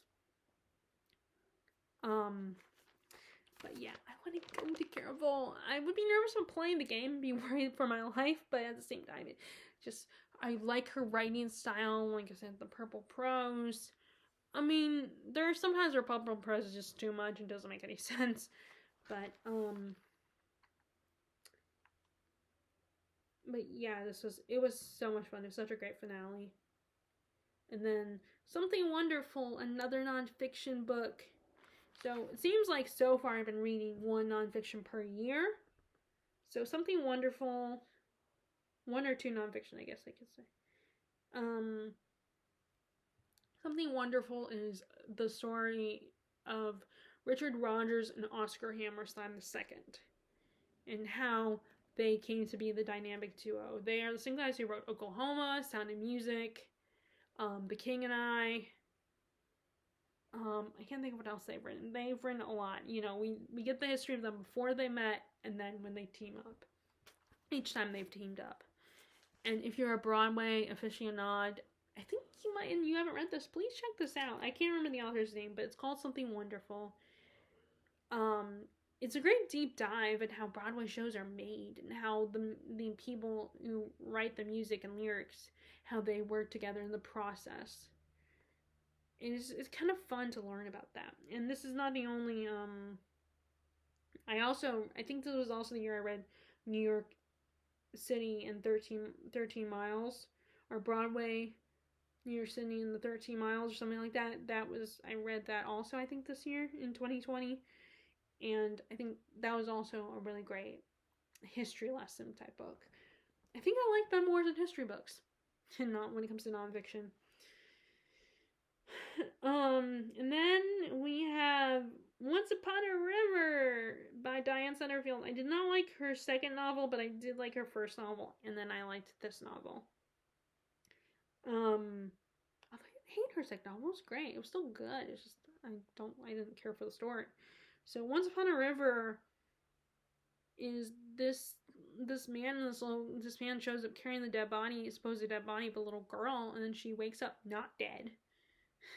And all these people in this tavern think that she's their child, and becomes obsessed with this little girl and fall in love with this little girl. And it's about stories and family and the importance of family and the the tragic loss of a child, and just a very touching, heartbreaking story, but also really good. Just, and I love Diane Sutterfield's writing, and just it was just really, like I said, a very emotional roller coaster of a story. And then Warbreaker, another Brandon Sanderson, my, I guess, fourth, because Mistborn, Hero of Ages, and then you have the third book. I don't when I read that one, but Warbreaker was really good. I love the magic system in this one as well. You have magic with breath and color. I think that's such a cool concept, and how if you breathe on something, then it will come to life. And it's, again, another story where the love story is between two sisters. I mean, there is a romance. But the story between the two sisters is really endearing. Like, they really care about each other. Like, one of them was supposed to be sent to marry this god king, but the father changed his mind, decides to send the other daughter, who was not prepared for this marriage. And so the one that was supposed to go decides, I'm going to get my sister back. So we get both their sides of the story. We get to see what's going on with both of them. And then we also have another character who, if there was a sequel to, because I think there was a possibility of a sequel, but he hasn't written it yet. And that maybe the one sister and this other character might have a romantic relationship. I don't know. But, this was really fun. I like the character of, the god type character, I cannot remember what his name is, who was really fun. He didn't want to be a god. He's like, I'm not a god. I'm not worth you worshiping. He's just so funny and, charming and likable. And I'm not the only one. A lot of people like his character. And just, it was really cool seeing, reading about the story and watch, like, again, the magic system was awesome. Just watching. And it was, like, I think his character was called Lightsong or something. That might be his name. I don't know. But yeah, Warbreaker was really fun, as well as Elantris. And then I read the Winter Night trilogy. And that was one of the times where I actually finished the whole trilogy within the year. And I really liked it. It's a Russian folktale inspired story where you have our main character. She lives in this village where they worship gods. But then Christianity comes through her new stepmother. And, but she still has this relationship with their gods. And because her village has kind of been like, we don't care about the gods anymore, we are Christians, that's a little dangerous for them. And, our main character ends up kind of caught in the middle between these two gods, these brother gods. One of them is a prince type, and then the other one is in the form of a bear. And it's just this rivalry, between the two of them, and she's caught in the middle, and it's really good, and you just get immersed in the story. And even if you're not reading it in the wintertime, you still feel the cold of this story and this world, and it's so magical and beautiful, and it's really good. And I like it. I compare it to Spinning Silver, because again, both of them kind of deal with wintry type fae, and they have similar vibes, but I prefer the Winter Night trilogy. And then we have The Shadow of the Wind, and I love this. Again, one where I love the writing style of this, in this world, and this idea of, like, this young man, this boy, his father takes him into this, when he comes a certain age, his father takes him to this famous library where he works, and he says, you can pick one of the books and take it home with you to read. And he picks a book called The Shadow of the Wind and falls in love with the story, and finds out that the author's works have been hunted down and burned, and this is the only copy left. So he goes on a mission to find the author, or at least find out what happened, why his works were burned. And it was such a really good, beautifully written story, and I know it's a series, but I have decided not to continue with it. And again, it's really good. Like, I don't have a lot of complicated feelings on a lot of the books I love. I just really enjoy them and have, a good time with the story. So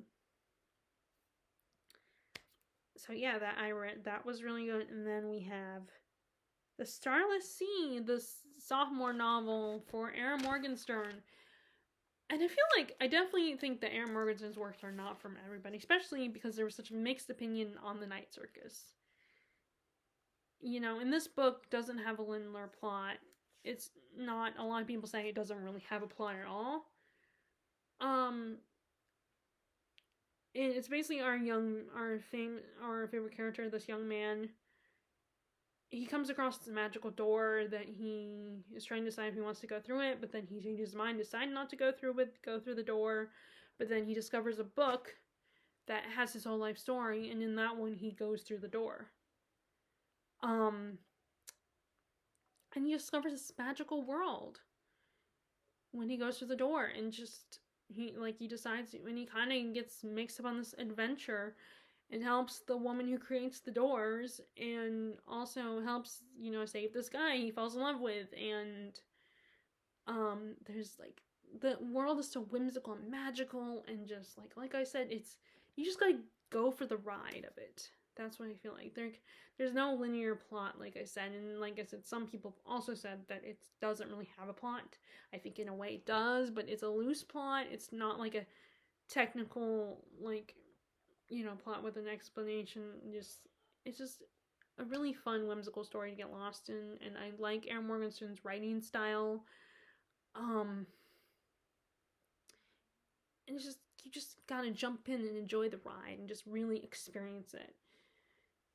Of course, like I said, it's not for everybody,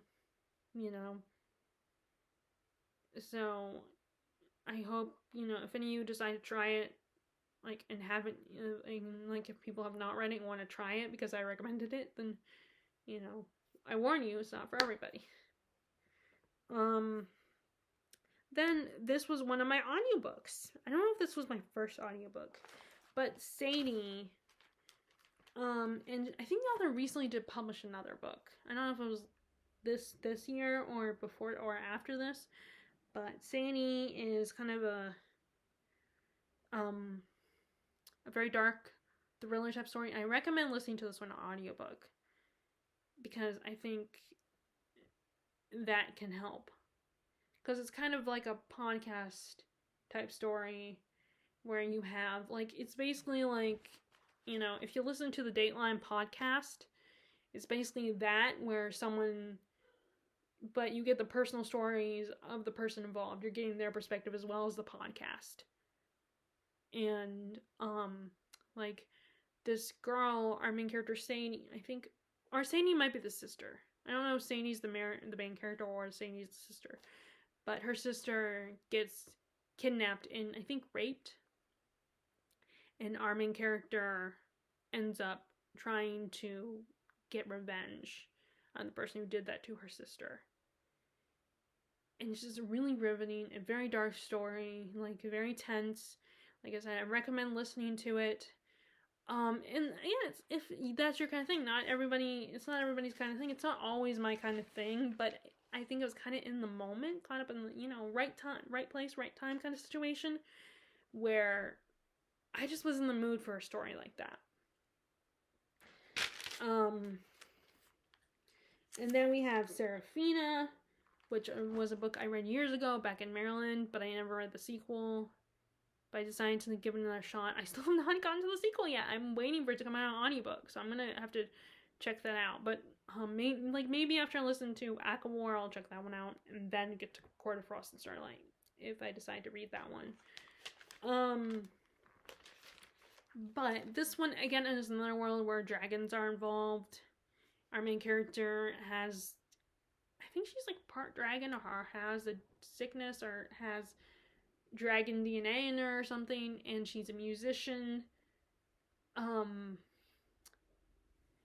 And she's in danger of people finding out that she has dragon in her, and she has to hide that. And I just remember it really being good. Like, the first time around, I barely remembered. Then when I decided to give it another shot, because, you know, Larissa liked it, so I listened to it, and I actually really enjoyed it. And like I said, I did want to read the second one. I just wanted to wait until it came out on audiobook, or it came out, you know, to the library, and I haven't gone to yet. But, okay, so 2020 was when I read The Night Country. And this is the sequel to The Hazelwood. I really liked this one. I remember, although I don't, apparently not enough, because I don't remember plot that well. I know that our main character was kind of caught between two worlds type of situation, like the world of The Hazelwood, and then her current world, which is all I'm gonna say. Oh, and her boyfriend that she meets in the first book, I think he goes missing or something. That's all I'm gonna say, because I can't really tell you much unless you've read The Hazelwood. Age of Innocence. This was my second Edith Wharton book, because I did read Ethan Frome in one of my English literature classes in college. Age of Innocence was my first novel by her, and I did really enjoy it. It's the story about this guy who, he's engaged to this one woman, but he meets her cousin who's a countess with a scandalous reputation, and the two of them fall in love, but of course he's engaged and she's married, and like I said, her reputation is not good, so it's kind of a tragic story, and but still really good. I like Edith Wharton's writing. I don't have a lot to say, and all of her books are just so tragic and sad. Sometimes I just, it's like, okay, can she have a happier book? Okay, Cabin in the Woods. So this has just been adapted and the movie has come out, but it has a different title. I think the book title is Cabin at the End of the World. So I think the actual book title is Cabin at the End of the World, but when I wrote down the title, I wrote Cabin in the Woods, and I think that's the title either of the adaptation or... Oh no, the adaptation is called Knock at the Door. And there is a horror film called Cabin in the Woods that's something to do with this story. So actually, it's The Cabin at the End of the World, where you have this gay couple and their little adopted daughter, and they're taking a vacation in this cabin in the woods, and these strange people show up and approach the little girl and make friends with her, even though she's a little wary of them because they're strangers. And he bonds with the little girl, the leader of the group, and he tells her that okay, remember what happens next is not your fault. Which they don't show that in the trailers. I don't know if they include that or not, but I do see the scene with the little girl on the front lawn, and she gets a scared look on her face, or a suspicious look on her face. So maybe it does happen. They just don't want to include it in the trailer. But these people break down their house and hold them hostage and tell them that they have to sacrifice one of them to save the people of the world because the apocalypse is coming. And it's one of these books where you don't know if these people are just crazy or if they are right and something is happening, because they do show footage of people, of all these disasters and everything, and so it seems real, but then you don't know if this is all just a setup. Maybe they filmed it and it's not really happening, because they can't tell, and it's kind of scary, and just, you don't know if this family is going to escape these crazy people. And I think it's Palm Tremblay book is the author, and just absolutely terrifying and like tense, and just not terrifying and there's a monster like creepy monster, but terrifying is you don't know, like I said, if these people are just crazy or if this is really happening and the weight of the world is on this family's shoulders and they have to make a difficult decision. And of course one of them doesn't believe them, but the other guy does. I think he does start to believe at one point. But yeah, it's tense and scary, and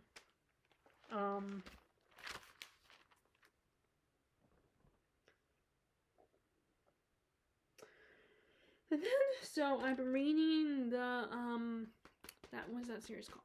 The Wayward Children series. I've been listening to it on audiobook, and I am really liking the series. It's so much fun. And so far I think In and Out Dream is my favorite. This is basically this girl who ends up discovering a door to the Goblin Market. And I can't remember what was her story, like why she ran away. But I love the idea of the Goblin Market and trading. And just, it's such a cool idea. And it kind of reminds me of On Charmed, the original show, where they go to they have to go to the demon market because someone has been sent to kill Piper's son, who's like seen as a little too powerful. And so Paige takes it upon herself to go to this demon market. And the concept of the market is really cool. So it kind of made me think of that. So that was 2020. And then we have 2 more years to go. Okay, so 2021. I read the Bartemius trilogy, which I absolutely loved. It was so much. It's such a fun trilogy. Young adult. It's basically in this alternate England where wizards kind of run things and run the government, and they have jinn that will do their dirty work. And this young boy, he was apprenticed to this wizard, and this wizard's friend kind of humiliated this boy. So as he got a little over the last 2 months, he's been trying to learn how to become a better wizard and be able to summon a jinn and control it. And so he can get his revenge. So he finally summons Bartemius, who is snarky and sassy and has a very low opinion of us. And he's so much fun, and our main character Nathaniel sends Bartemius on all these missions that he tries to fight, but he can't, of course. And he's enslaved to Nathaniel, and but this thing gets a lot bigger, and you find out that the guy who humiliated Nathaniel is actually doing something a lot, worse than just being mean. He plans a takeover, and Nathaniel decides to use an excuse to be like, oh, we have to stop this guy. Now, it's also his way to get revenge, and it's just a fun series, and the ending of the 3rd book is very much a surprise, is all I'm gonna say. And it's such a fun trilogy. Like I said, again, another situation where I hope my nephews read this one day. I really think they would enjoy it. Like maybe I'll buy it for them or something. And then we have Cinderella is Dead, which is kind of a Cinderella retelling. It takes place 100 years after the Cinderella fairy tale, and our main character Sophie she's in love with this one woman, but they can't be together. They have to keep their relationship a secret. And in this world, the king holds a ball every year. And and all the young maidens, they have to go to the ball every year, and they get 3 chances to find Prince Charming, and then if they don't find someone, then they are, outcasted by society. And our main character, like I said, she's in love with this girl, Erin, but she doesn't want a prince. She wants to be with Erin. But Erin, who's afraid and doesn't, is afraid of the consequences of what the king will do, is like, we can't be together. We have to, just go through with this, go to this ball. But then Sophie, at her ball, she takes off and runs away and decides to not go through with this, and comes across this other young woman whose name I cannot remember, and finds out that there's more to the Cinderella story than meets the eye, and that maybe the king isn't that great of a guy. I mean, it's already established that he's not that great of a guy, but there's a lot more going on that maybe he has some sinister plans. And they team up and decide to figure out the truth about the Cinderella story. And it's not what it seems. And I like what they did with the Prince character, the King/King character. I like that twist. I like to just do something different with the story. And like I said, I like that it's a female romance. I thought the romance that was established in the story was really sweet and endearing, and just Sophie really comes into her own, and it's a fun retelling, and it's kind of a critique on fairy tales. And so my next big Stephen King was Needful Things, and I love Needful Things. You have this town, and this mysterious shop owner shows up offering to give you whatever you need, but there's a price to it. At first the price doesn't seem that high, but slowly the town loses its mind. It's just, I love how a lot of his novels explore small towns and how the skeletons in the closets of these small towns and the dark side of these small towns, and the closeness and how it can, not necessarily be a good thing. And it's a very dark story, and just the slow descent into madness for this town. It was really good, and I really enjoyed this one. And then finally we get to the sequel to The Shining, Dr. Sleep. Danny is an adult now. And, he doesn't have his gift anymore, I don't think.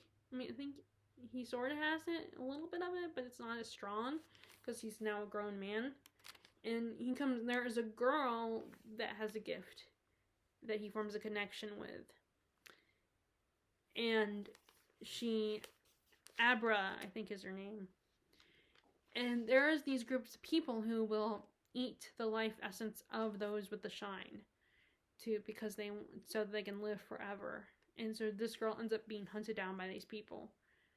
And Dan is going to help her and offers to help her. And helps her learn how to control her shine and everything, and how to, so it's a bit of a story where they're, a race against time, and these people are chasing after her, and just, and the secondary characters are really cool, and I like this group, these antagonists. They're really fun and creepy, and just, they're kind of like vampires, and it was really fun. And I agree with the people who had kept bugging Stephen King that we need to know what happened to Danny, and I think this is perfect to explain what happened to Danny and where he is now. And we see how the shadow of his father still haunts him, and how his fear of becoming just like his father.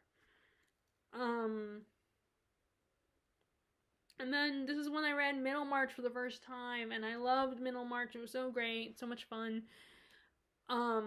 It's just this very story about the small town. It's not action-packed or anything. It's just about the lives of the people in this town, and the relationships that they form, the romances, and getting married. And it's all set during the Reform Bill, and it's just, so it's not everybody's cup of tea, but I was riveted by it. And everyone loves Dorothea, and I love Dorothea as a main character. And just, there was, and I definitely want to reread it, and I did start rereading it. It's just really good. And then this is one of those books where it's a retelling of a classic, but does so much more, because it tells the story of Little Women through the eyes of Mr. March. Like Longbourn, which told the Pride and Prejudice through the eyes of the servants. So we get to see what was going on with Mr. March when he was on the battlefield. His story. And we get to know him and his wife, and who they were before they became parents. And how they're not perfect human beings. They're not, they're just people. And his time during the war, and how how much he loves his family, and we find out why they lost, all their money, most of their money, and we get the backstory of Marmee and who she was before she met Mr. March.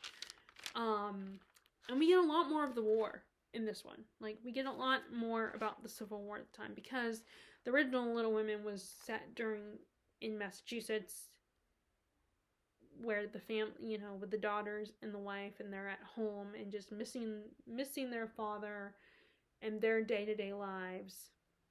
And his young daughters wanted to fulfill their dreams, and, wishing they had more money, and just them coming of age. Well, this one expands on it, and I think it'll be a great companion, book to read after reading Little Women. Now, I read it going by the adaptations, because I've seen the adaptations from the 1994 and then the 2019 adaptation, which I enjoyed very much. But I did start reading this past Christmas. I bought a Penguin the Puffin and Bloom edition, and I did start reading that. Okay, and then we have Something Wicked This Way Come, which is a horror story by Ray Bradbury, and I had read Fahrenheit 451, which I really enjoyed. So this one, I wanted to read this one so I read this in September, probably. This was the story in this small town. This mysterious carnival shows up, and like with the night circus, it comes only at night. And it's led by this mysterious ringmaster who's really creepy, and he makes deals with these people to give them, So it's basically the night circus meets Needful Things, I feel like. And you have these two little boys at the center of the story, and one of them gets lured in, but the other one isn't so sure. And the only person who he knows he can talk to about this, who can help him, is his father. And it really deals with a lot of growing up, and how just because you think you want something does not necessarily mean it's what you need. And which is kind of, I think, a theme in Needful Things. And it's really, really creepy, and just the idea of this carnival giving you what you think you want, but there's always a price.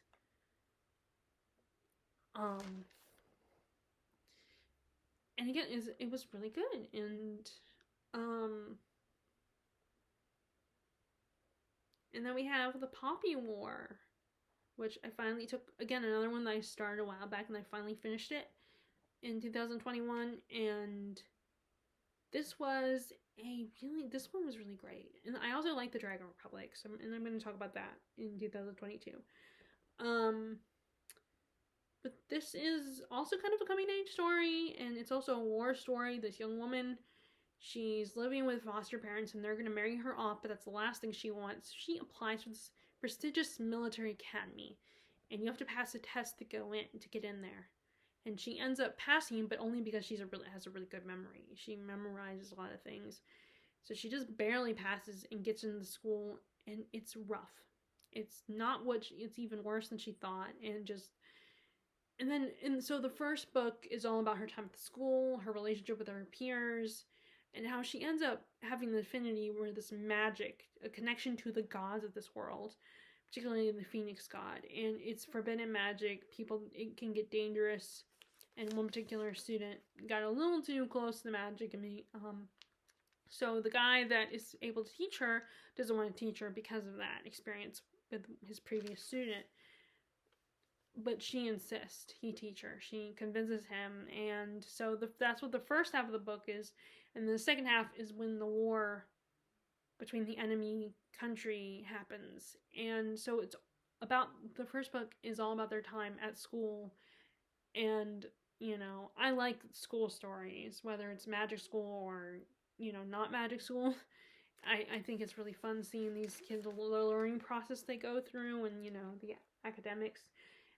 But then we have the rest of the other half of the story is the war story, and it's brutal, and it's dark, and it's complicated because, both this one and the Dragon Republic really deal with the issue of is this magic worth it to have? And like, it's Rin, our main character, sees it as it can be used as a weapon. Why not use it? It can save all these people, but then it's dangerous and it potentially can consume her.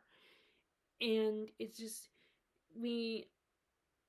but it's in the second book there's a character that another character that shows up that also has connection to one of the gods, but he doesn't want to use it because he's worried it's going to destroy him. It's going to consume him. He's scared to use it. So it complicates Rin's relationship with him. And but just the action and the complicated war story, and just seeing them on the battlefield and the relationships and tapping into the magic with the gods and how it can really infect these people and consume them. And there's a little bit of PSTD in the second book. It's just a very dark story, and Rin is not a likable character in this case. She does a lot of stupid things, but she's, I like that about her. I like how she does a lot of stupid things and how complicated she is as a character, how she's very messed up and dysfunctional and makes these difficult choices. And in Dragon Republic, the second book, which I read in 2022, she is not a good leader. She ends up being forced to be put into a leadership position in the second book. But let me go ahead and talk about, well, actually, I have a lot more books. So let me stop talking about, before I talk too much about, book 2. And then I read Dracul in 2021, which is kind of the origin of how Bram Stoker wrote Dracula, why he wrote Dracula. But it's a fictionalized version, and there is an author's note, because it's written by his grandson, Dagger Stoker, and J.D. Barker.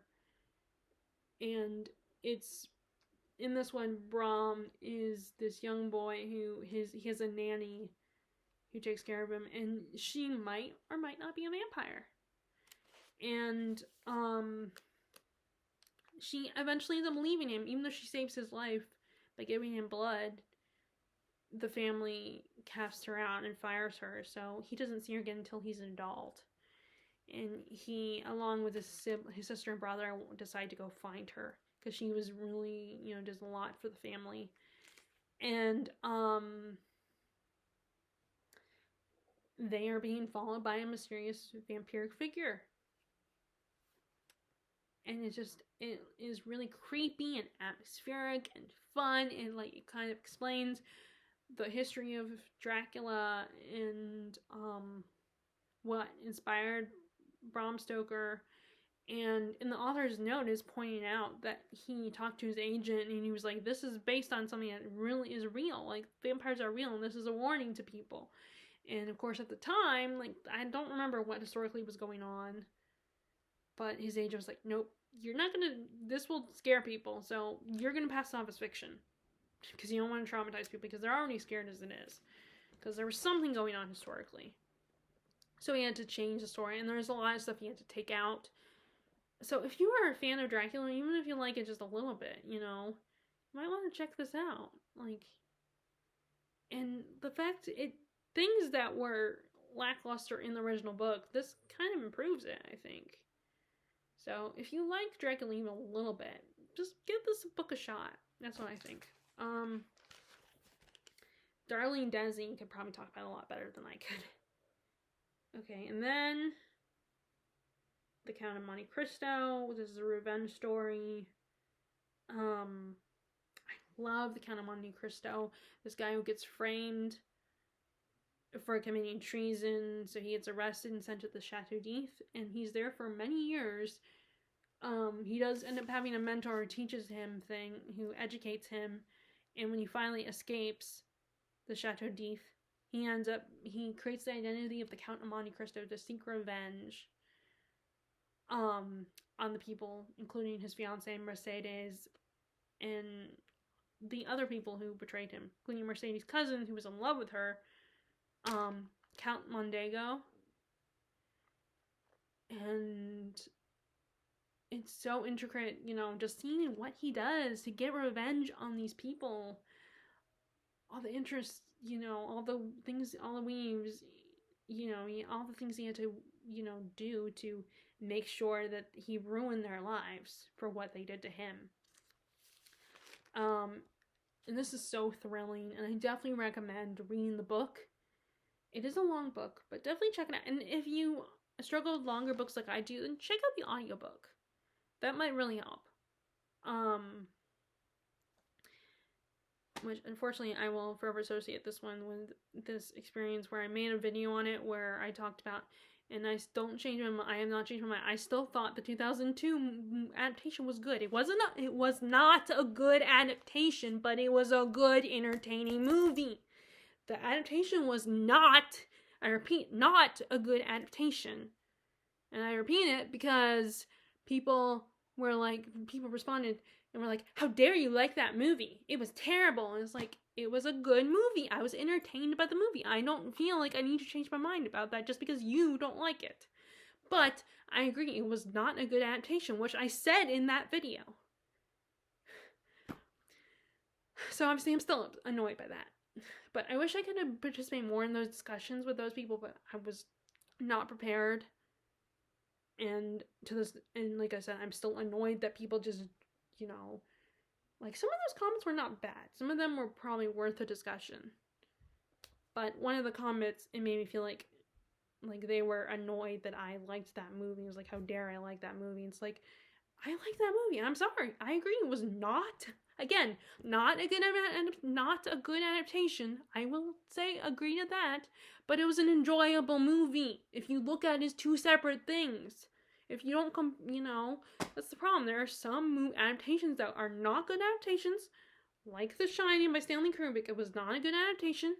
But if you look at it as separate, and if you are actually able to separate it from the original source material, it was an entertaining movie. It was a good movie. Not a good adaptation, but a good movie. And the same thing with this one. Like, don't watch it as an adaptation. And even if you can't do that, don't get mad at me just because I like the movie. But I'm sorry, it still annoys me because I feel like I said, they were just, this one commenter was like, so I felt like, now it has been a long time and I was not comfortable with rereading the comments. But because, it made me feel judged for liking that movie. And no, I don't deserve to be judged for liking that adaptation. Again, I think it was not a good adaptation. It was not a good adaptation, but it was enjoyable as a separate thing. Okay, I'm gonna stop there. But anyway, I enjoyed The Count of Monte Cristo as a book, the original book. It was so much fun, and I do want to reread it. It's just a long book. It's a big commitment. But I do have the audiobook, so. Then the Odyssey.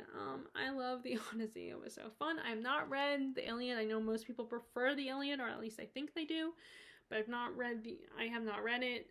The Odyssey was fun. It's just this guy. I mean, there is things about it that are a little, annoying, but it was still kind of fun. And like I said, I was very entertained by Odysseus, especially he was being very dumb when he encountered the Cyclops, very cocky and arrogant, and basically got himself in trouble.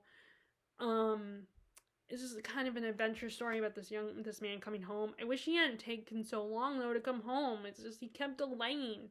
He could have come home. I know it was far away and everything, and it's not like we have cars now and planes, but sometimes I think he just purposely took forever to come home. Like, he didn't have to stay on that island, and just, he could have fought harder, but, to leave the island and not abandon his wife. He was being harassed by a bunch of guys who were like, oh, your husband's dead, so that means it's open season for you to find it's open season for you to find a new husband. You need to get married, so, we aren't going to even bother with what you think, because who cares what you think? We're just gonna, throw ourselves at your feet and automatically just assume you'll pick one of us because you must be lonely without a husband, so you need a husband. Yeah, obviously I've and I felt so bad for his son, because his son he did not like all these guys going after his mom, and refused to believe that his dad was dead, and just, which, you know, he was right, his dad wasn't dead. He was just lost at sea because he was taking forever to come home. There's actually a Thug Notes video on the Odyssey, which is really funny, which I need to rewatch that because that was really funny. I remember. But yeah, it was still really entertaining, and just like, there are things about it that's frustrating me. I have like a very love-hate relationship with the Odyssey at the moment. Like, there's things that just bug me, obviously, but other things that like that make it fun, and just, you know, yeah. So and then I read East of Eden. I love that one too. I need to reread that, but first I want to read Grapes of Wrath.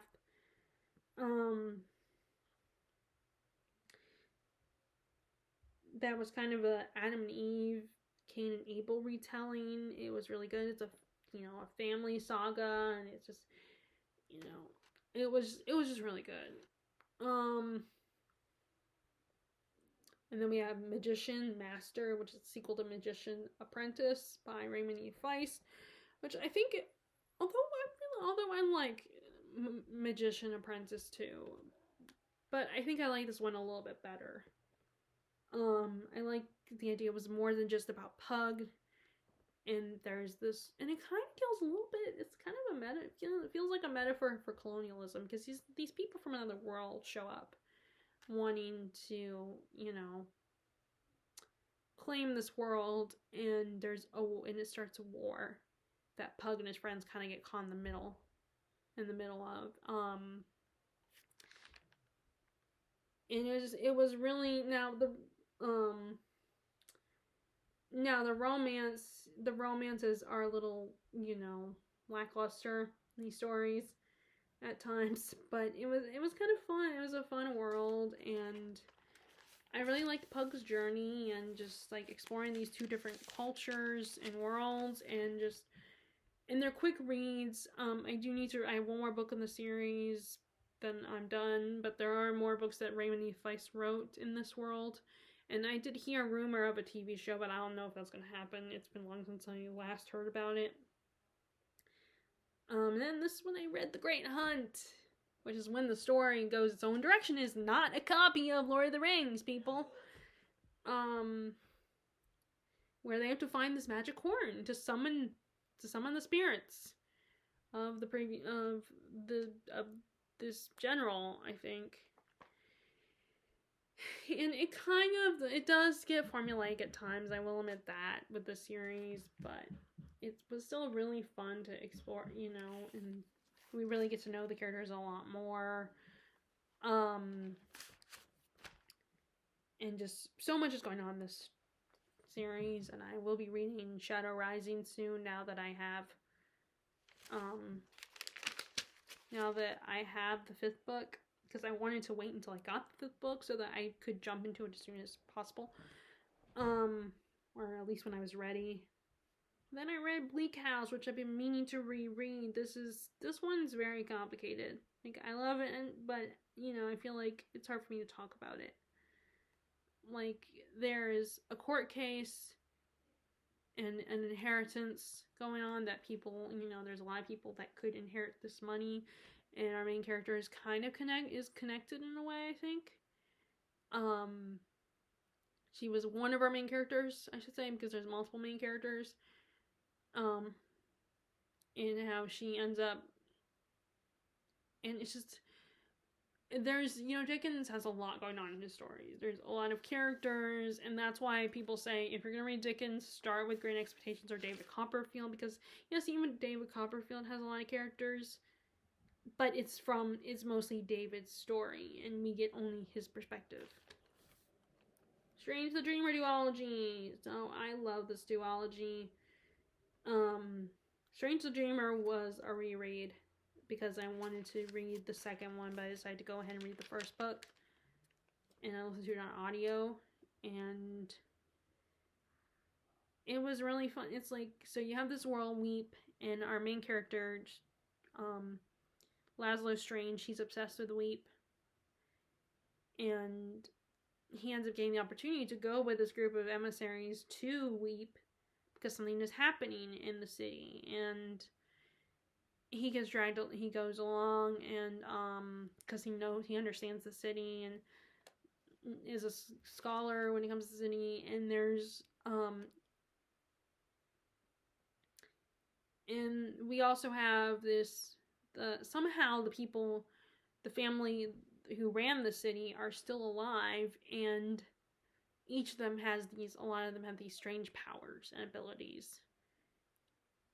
And the oldest child, who is still forever, eternally a child, wants to get revenge on these people that did this, that destroyed her city, her home, her family, and it has driven her mad.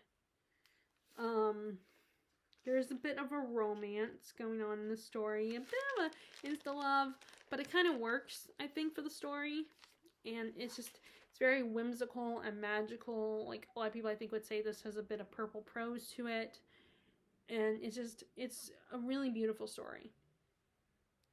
And then we have Nosferatu 4A2. I love this book. This was such a great horror book. It's like, as I was saying, this Stephen King adjacent because the author is Stephen King's son, one of his sons. And this was so much fun. The antagonist is brilliant. He is like a vampire, but he's never called a vampire. He will basically, instead of sucking blood, he steals the life force of these children that he believes he's saving from mean parents and offers to take them to Christmas Land. And he essentially turns them into something like him. And there's our other main character, our protagonist is Victoria McQueen, and she has this knack for finding things. And she ends up crossing paths with our vampire type character, and Charlie is his name, and somehow she escapes him. And she's the one that has gotten away, and Charlie is put into a coma because she defeats him, and there's a fight, an attack, and somehow she ends up putting him in a coma. And he wakes up all of a sudden, and he wants revenge. But at this point, Vic has a kid with the young man who saved her, they had hooked up, and he got her pregnant, and they have a kid. Now, that relationship is a little complicated and messy, and I don't know what the age difference is between the two of them, but yeah, he ends up, but he's so sweet to her, and really cares about and respects her, and it is really good. But there are so many scenes that are so uncomfortable, intense, and just like Charlie is this young man who's an assistant to Bing Partridge, who does some horrible, shitty things to the parents of these kids that they kidnap, and just it's sick and twisted, and he's almost more terrifying than Charlie, because Charlie is already a monster. He's an established monster. You know what he's gonna do. You know that he's sadistic. You know that he's a monster. But what's terrible, and he's not even human anymore, while Bing is still physically human. But the things he does to these people just make him less than, and like, it's just so disturbing. Like I said, he's physically human, and he seems like he's just a little bit of an angry human, but he's like beyond that. He's lost his humanity. He is sick and twisted and does not realize how messed up his things are monstrous. And it's like he never really grew up, because his loyalty, he's mentally messed up, and his loyalty to Charlie is disturbing. But yeah, this was really good and absolutely terrifying. Okay, so the last book I have on here is Stephen King, The Drawing of Three, this was, as I've said before, this is a reread. I read the first books. I read it to the fourth book, but didn't finish the fourth book in the Dark Tower series, so I started reread. So I read the first two books, and I do like The Drawing of Three better, which is the second book, where we meet his Roland Gilead's quartet, and just getting to know them all over again like I did the first time. It all started coming back to me, and I would love to see it adapted. Again, in better adaptation, like a series might be better. An actual television series might be better. And it's a very dark, kind of a multiverse story, and it's very gritty, but it's it's a compulsively readable story. That's how Stephen King is with his writing. You really get to know these characters. And I remember the lobstrosities when I picked up this book. I was remembering these giant lobsters on this beach where they're stuck on, and they have to get to a certain door, so they have to trek across the beach. And I remember them being chased by the lobstrosities. So now we're finally on this most recent year, 2022. So I ended the year on King Lear, and it's the first book I wrote down. King Lear is a play, one of Shakespeare's famous plays, and I loved it. It's, a family story about these families and, like, how the father... And it's also kind of funny in a way, because, like, the dad is all like, I want my daughters to tell me how much they love me. And that won't be my deciding factor. Who praises me more? And, it speaks to the ego of King Lear. And his favorite daughter, ironically, is the one who's like, I don't know if I need to tell you that. And also, I don't think you're doing a good job as being a king. So he basically disowns her. But the King of France feels bad for her and decides to agree to marry her anyway. And it's a very much... And the daughters, his other two daughters, they basically gaslight their dad, or try to gaslight him to thinking, oh, you're senile, you're losing your mind, and you should not be ruling. And even though Cordelia does agree he's not the best king, he's not doing a good job, and they're all like, and it's just, and I think what I really love this also is reading the introduction stuff really helped me understand. Because, with Shakespeare's language, the number one thing to write, you'll be able to understand it. And it's such a tragic story. And I did read in the notes that Shakespeare did change the ending from the actual history. But yeah, this is my new favorite Shakespeare play, is King Lear.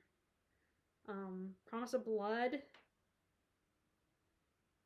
I read that last year, and I'm working on finishing the series this year, and that is actually one of the books I ordered online. So, not Promise of Blood, but the third book. And Promise of Blood is basically, there's a revolution, like, in this world, and the city of Adro, they want to get rid of the people decide to get rid of the aristocrats, and they're led by Field Marshal Thomas. And this book is all about them keeping the revolution going and worrying about invading armies. Once they get rid of the aristocrats, they're about people taking away their freedom and their independence. And it's all about Thomas trying to take care of things and lead the people and protect their independence. And his son kind of makes things... His son agrees that they need this, but they don't know, they butt heads. He thinks his dad is an asshole and a mean, and he still continues to do that in the second book, which I read this year. And there's these two gods that show up, Kresimir and Mahali, who decides to become the chef of the people, and they are trying to, and just, I would not want to be Thomas. I feel bad for him. And, I feel bad for, Tennille too, but I think he's kind of being a jerk to his dad. And, this is just really good, action-packed. I like how one of the main characters is a guy that's a father in his, 30s or 40s. Although he might be in his 50s. Because he keeps saying, in the second book, he says quite a few times that he's getting too old for this. But, and also, which brings me to the magic system. They have, several magic systems. They have the powder mages, which is what Thomas and Tennille are. So basically you inhale gunpowder, which by the way, Brian McClellan is a student of Brandon Sanderson, and this magic system reminded me of in Mistborn with the metals, like swallowing metal. It kind of had a similar vibe to it, where you had to swallow something and that enhances your abilities, your skills. So I can see maybe he was inspired by Mistborn a little bit, possibly. I could be wrong, but it felt very much like that, the magic in Mistborn. There's also people who are knacked, and one of the other main characters, Investigator Admat, he has a knack. He never forgets things. He has a really thorough memory. So basically you have one particular ability. That's what knacked are. So it's a knack. You have a knack. And then you have the privileged, who are you can reach into what is known as the Elts, which I'm glad I watched a review of the second book, because it reminded me of this stuff. You can reach into the Elts and you can do things with your hands and just create things and do things to people. And then the last one is kind of the bone people or something, that their magic is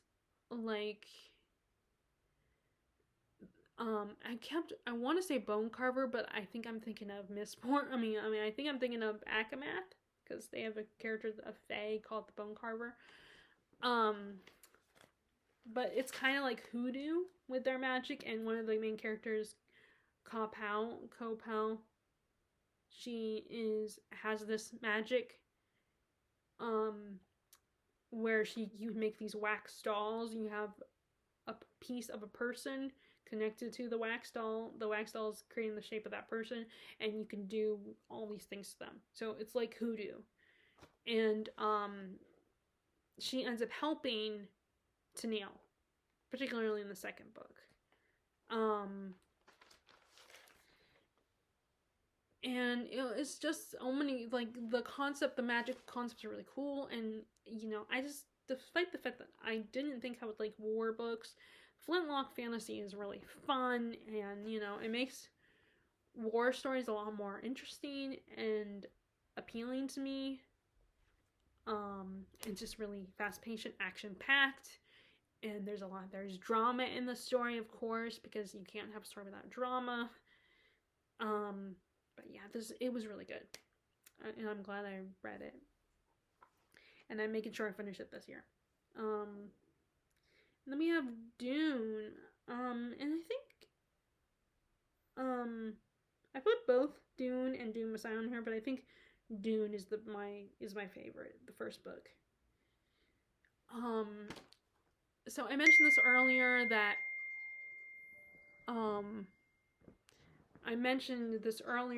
Dune reminds me of, it's a fantasy, even though it's a science fiction, it feels very fantasy with the plot and stuff and with what's going on. And I think that's why I was able to get into it. I'm apprehensive about science fiction with all the science and stuff. I worry that it would go over my head, or I just would have trouble following along with it, at least. It deals with the whole chosen one idea of putting someone on a pedestal, and how that might not necessarily be a good thing, because that's a lot of pressure on someone, especially if the chosen one is really young, and it could go terribly wrong if you're not careful.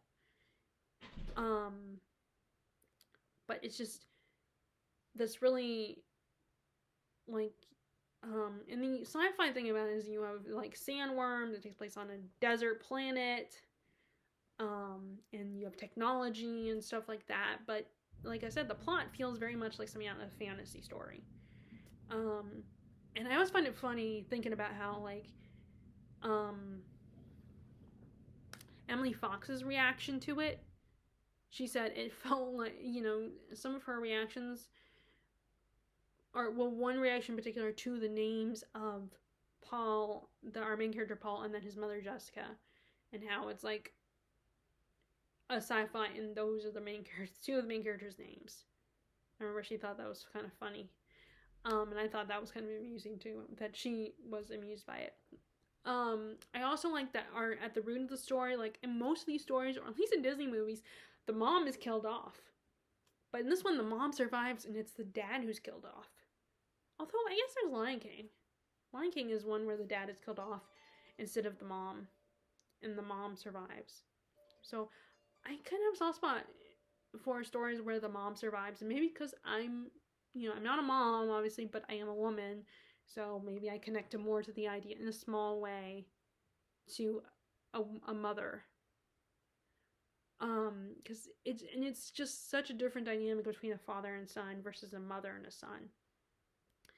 And like the mom Jessica is caught between like her religious beliefs and how they believe that Paul is the chosen one, but she also loves her son and wants to protect him. So it's like she has to, so she's kind of caught between being loyal to her religious order and being loyal to her son. And it puts her in a difficult position when her son starts to become the monster that this religious order wants him to be. And the scene when he's like, in the first book, when he's like, look what you've done to me, and gets mad at her, I just felt so bad and hoped that their relationship would be okay later on. I didn't like the romance. The romance was a bit let down, but that is not the main plot point. I feel like sometimes the romance is lackluster in stories where the romance isn't necessarily the central plot. Like, I guess because if romance is gonna be your central plot, you're gonna put a lot of effort to make it good, or at least entertaining. Even if it's a toxic relationship, you're still gonna make it entertaining. Like in Twilight. I mean, you gotta admit, you're still entertained by the Twilight. People are still entertained by Twilight, even if they're making fun of it now and pointing out its faults. So, I mean, I did like Dune Messiah, but I think I still prefer Dune. And I mean to read. I'm thinking I should pick up the next book because I also ordered The God Emperor of Dune. So, I'm thinking maybe I should read Children of Dune, and then that way I can get into The God Emperor of Dune since I just bought it. I'm really nervous it's going to be mass market. Like, maybe I shouldn't have bought it, but I don't know. I'm worried for no reason. Okay, and this 2002 was the only time where I finally finished a trilogy. So the only time, like, it was back in 2000 and, well, I guess in 21 I did finish the Bartemius trilogy. So yeah, I did that one. And then it was in 2000, was it 20? 20 I finished so I'm actually on point here. So there's every year I finished at least one trilogy, it seems like. Because I finished a trilogy in 2020. Did I finish something? I don't know if I finished anything. Yeah, so I don't know if I finished anything in 2019. I might have, just didn't write down as a favorite. And then 2017, nope, didn't finish anything then. Did I finish the Lunar Chronicles? I don't even know if I finished my reread of the Lunar Chronicles. 2018. Okay, so no, so I don't have anything. I'm trying to think.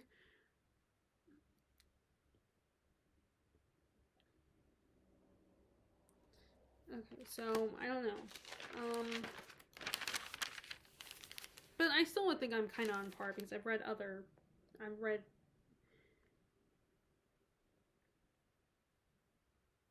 Wait, why did? Okay, wait. Let me go back for a sec. Okay, so.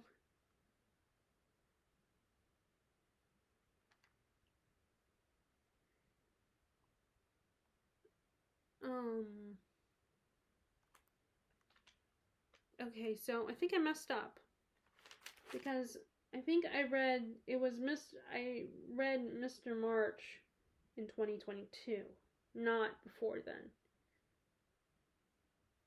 Oh, I know where I messed up. So I am sorry. Let me go back to 2021. 2021 was the year I read So 2022 was when I read Mr. March, and 2021 was when I read Miss March. So that's where I got messed up. And Miss March has nothing to do with Little Women. Miss March is about a woman who was married to a famous writer in what feels like the 1950s, and she is told that his latest book has a female lead that is inspired by her, and the woman, and what she's heard about the female lead is that she's not a good person, or she's done some things that Miss March would not approve of. And she ends up slowly becoming obsessed with her husband's book and thinking he, becomes paranoid about him and her relationship with him. And it's just a really kind of sad story, seeing how she slowly goes crazy and becomes obsessed, and is very unsettling. And this woman is obsessed with a lot of things, and just so that was in 2021, Miss March. I don't remember the author's name. And then 2022 was when I read Mr. March, the story about Colonel March, the March sisters' father. So I apologize for that. They have the same names, so I got them mixed up. Okay, so the First Law, I read that in trilogy, and I love that trilogy. It's grimdark. I guess the difference is Flintlock is more dealing with using guns and stuff like that, and while First Law, the grimdark, doesn't necessarily involve that kind of weaponry. I mean, maybe it can, but it's such great characters. They're not great as people, but they're great, compelling characters. One of them I hated in the first book, but as I read the other two books, I started to like him a lot more. And it does things that surprise me. The way the second book ended is not what I expected. It kind of subverted a certain trope for me, in my opinion. The female characters were really good. I didn't necessarily connect with them, but I did like them better than some of the other books. I think his female characters were more compelling to read about than some of the other fantasy books I've read, where the female characters aren't central figures. And it's a really fun, dark story. The first one is kind of more of a character-driven story where you get to know the characters and kind of get to know the world, and they all and they slowly come together eventually. And I want to tell you what this one is about, but it's hard to explain, which I know is an excuse probably, because I feel like when most people talk about this book, they talk about they point out the aspects of it, but they don't tell you what it's about. But even I can't tell you what it's about. I don't know if that makes any sense, but I definitely recommend, if you like grimdark with complicated characters that have a lot of shades of gray and are some of them are kind of messed up, and it deals with political drama. And one of the things I like is that how you have all these little antagonists that cause trouble, and you think they're a big threat, but then you have the main antagonist that's in the background and you did not see coming. Although I didn't trust the character, but I still didn't know he was the main antagonist. I wasn't 100% on that, but he's the puppet master in all this, and you don't find out until book 3, I think, who he is. But he's been there the whole time basically. And then you have Discovery Witches, and this is another situation where it's been compared to an older series. It's compared to Twilight. But I like it. I had fun with it. I like how the main character, Diana, is a history nerd. She, when she's a student. Because I just, Bella felt very average. Just nothing special, even though she was apparently special. She just didn't, as a person, she didn't feel like she had much of a personality. I did feel bad that she had, I did consider the fact that she has depression, and I did feel bad for her, but I just didn't connect with her like I did with Diana. But it does have a lot of similar elements to Twilight, but a lot of vampire novels do that kind of stuff. Like, a lot of vampires are like Edward and Matthew. But this one was more interesting to read for me and more fun and just bigger stakes. And, you know, maybe because their characters are older, you know, but like I said, I like the deep dive into history, because one of the things I love about vampires is that they could be around for hundreds of years, so they could live through a lot of history. And I really like that. I like the idea of creating history. Like, for a while, I was creating vampire characters. You know, when I was thinking about being a writer and writing my own book, which I never did. But I was thinking, if I had a vampire character, what history I would create for this character. Like, find out when he was born and when he was around, the time periods. That's what I loved about vampires. One of my favorite aspects about them.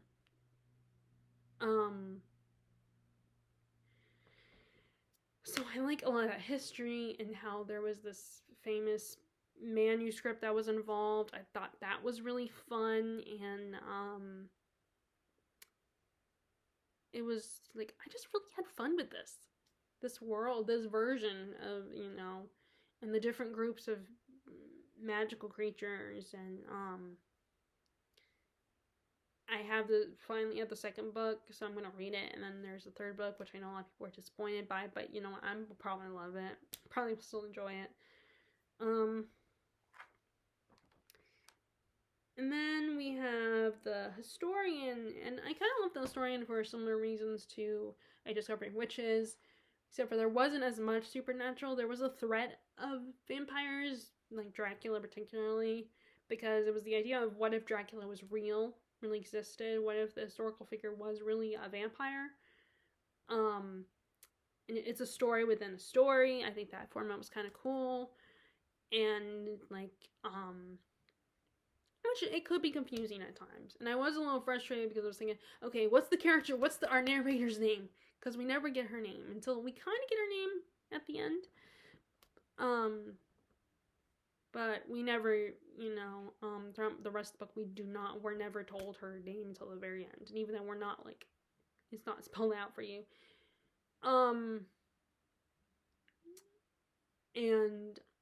But it was such a fun read. I like the writing. It's not action-packed, and if you're a vampire fan, it might be a bit of a letdown because the vampire stuff is not very heavy into the story. It's just the looming threat of vampires. And there's a couple people that get bitten, and they come across a couple people that are slaves to Dracula, his servants. It's all the fear of the vampire, the looming on us, like the threat of the vampire. And, it's just a really exciting, fun, you know, and like, I really like the story of our narrator's father. His story is my favorite, I think, between the three stories, especially as far as the romance goes, because there were kind of three romances, and it's like, basically, our narrator has discovered a book in her father's library with a dragon on it and asks him about it, and it has something to do with his old mentor. So her father tells the story, her father, who's a scholar, tells the story of his old mentor and how he found out that Dracula is alive and well, and he's going to find him. And our main character, and her, you know, travels with her father as he tells the story, but then her father disappears to track down potentially her mom, and our main character is trying to find where her father went and track him down. And it's just a really good, and I would love to see this on screen. I would love for it to be adapted. I should look for it and see if there's a movie adaptation. Although, what's annoying is there was a movie adaptation for The Physician that I just finished by Noah Gordon, but I don't think I can watch it because it's not in our country. Unless I think it's NordVPN is the site that connects you allows you to watch Netflix from other countries. So it's kind of annoying. And because it's in another language, I would have to read, you know, subtitles. And I don't like doing that because I'm like going back and forth between looking at the screen and then reading the words and stuff. It's kind of annoying. I just want to, you know. So I have nothing against films from other countries. I do like there's a lot of good stories, but I just don't like the idea of having to look back and forth at the words. And maybe this is lazy on my part, but it's just kind of annoying when I have to look back between. And that's similar to the reason why I don't like graphic novels, because I don't like having to be like, okay, I gotta remember to look at the picture and study the picture, figure out what's going on, and then read the little words like the captions and the talk bubbles and all that. And it's very like, I just want everything to be simple.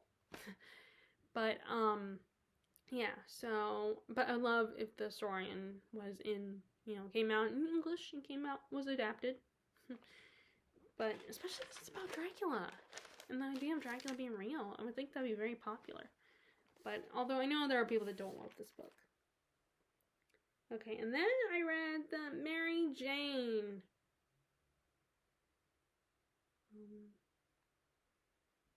Oh, I just realized I don't have. Did I have? Oh, crap. Oh, no, there it is. Never mind. I thought I did not put the other Brilliant Sister on here, which I will talk about in a minute.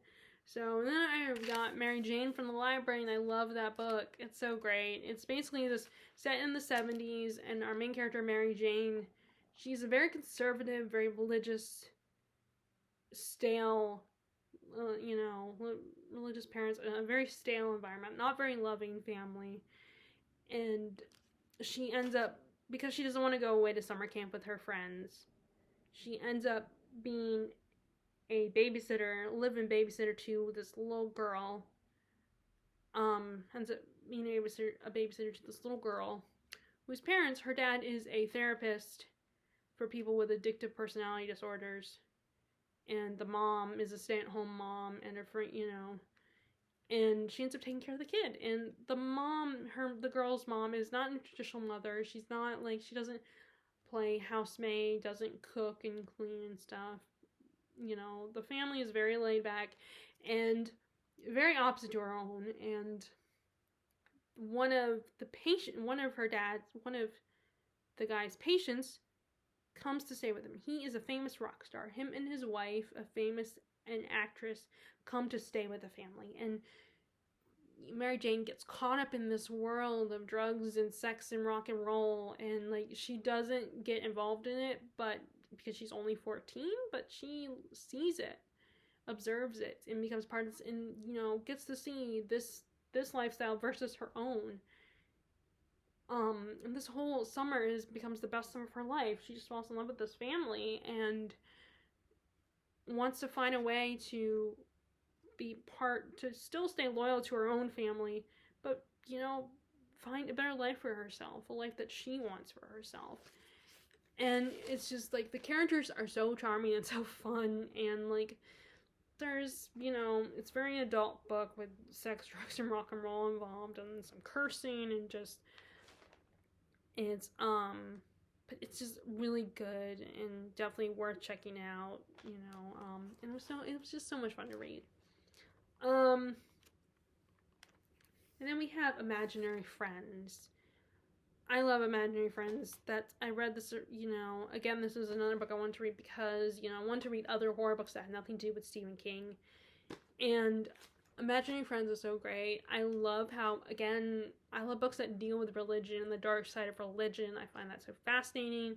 And it's good versus evil. Like, this boy and his mom are running away from the mom's boyfriend who's abusive. Like, his dad died, his biological father died. So they go to a small town in the Midwest and, establish a life there. She sends her son to school. And then they end up living near these woods. And the little boy, Christopher, ends up getting lost in those woods for 6 days. But he comes back and he's a little different. He is actually, the subjects that he struggled with in school, he actually is able to understand them better and do well in school. And it turns out that he has an first, he also has an ability he can touch people, and he can see inside their soul, and he can understand them and hear their thoughts. And you can have both a negative and a positive effect on them. And it turns out he has an imaginary friend who's whispering the answers to like tests and stuff like that, and helping him with schoolwork and all that. And this imaginary friend has asked him to build a treehouse by Christmas. And he also warns him about this evil woman who's coming after him. So it's good versus evil. It's about like the relationship with Christopher and his mom. And I like, and how, the religion and how it can, like, you're so stuck in trying to be a good person and so you can get into heaven, and the struggle with that, and how people put so much pressure on you and such high expectations for you to be perfect, pure person. And when you're young, that's obviously not easy because you're going to be tempted by a lot of things. And it's admirable if you resist those temptations. But, there's such pressure put on teenagers. And there's one teenage character that really struggles with this. Like, she gets in trouble if she's a minute late coming home. And her parents are very strict. So it deals a lot with that as well. And again, it's another small town story in a small town that slowly goes crazy. So it kind of reminds me of Needful Things in that way. So I obviously love small town stories. And then we have Playing Bad Heroines, which I listened to this on audiobook. So I have a copy of it, but it's on audiobook. And this was really good because it really looks at Hollywood and how Hollywood can exploit history. And how, like, sometimes what really happened does not necessarily entertain an audience when you want to adapt a person's story into a movie or something. And how Hollywood just really exploits it. And you also have social media, the presence of social media, and how it can really mess you up. Like, in the present day, because there's two storylines. There's the history that we learn about what really happened, and how this book influenced these schoolgirls, and not necessarily for the better according to the society. And there's a queer relationship in the story that is not accepted by society, so they use hiding at the school to protect them in their relationship.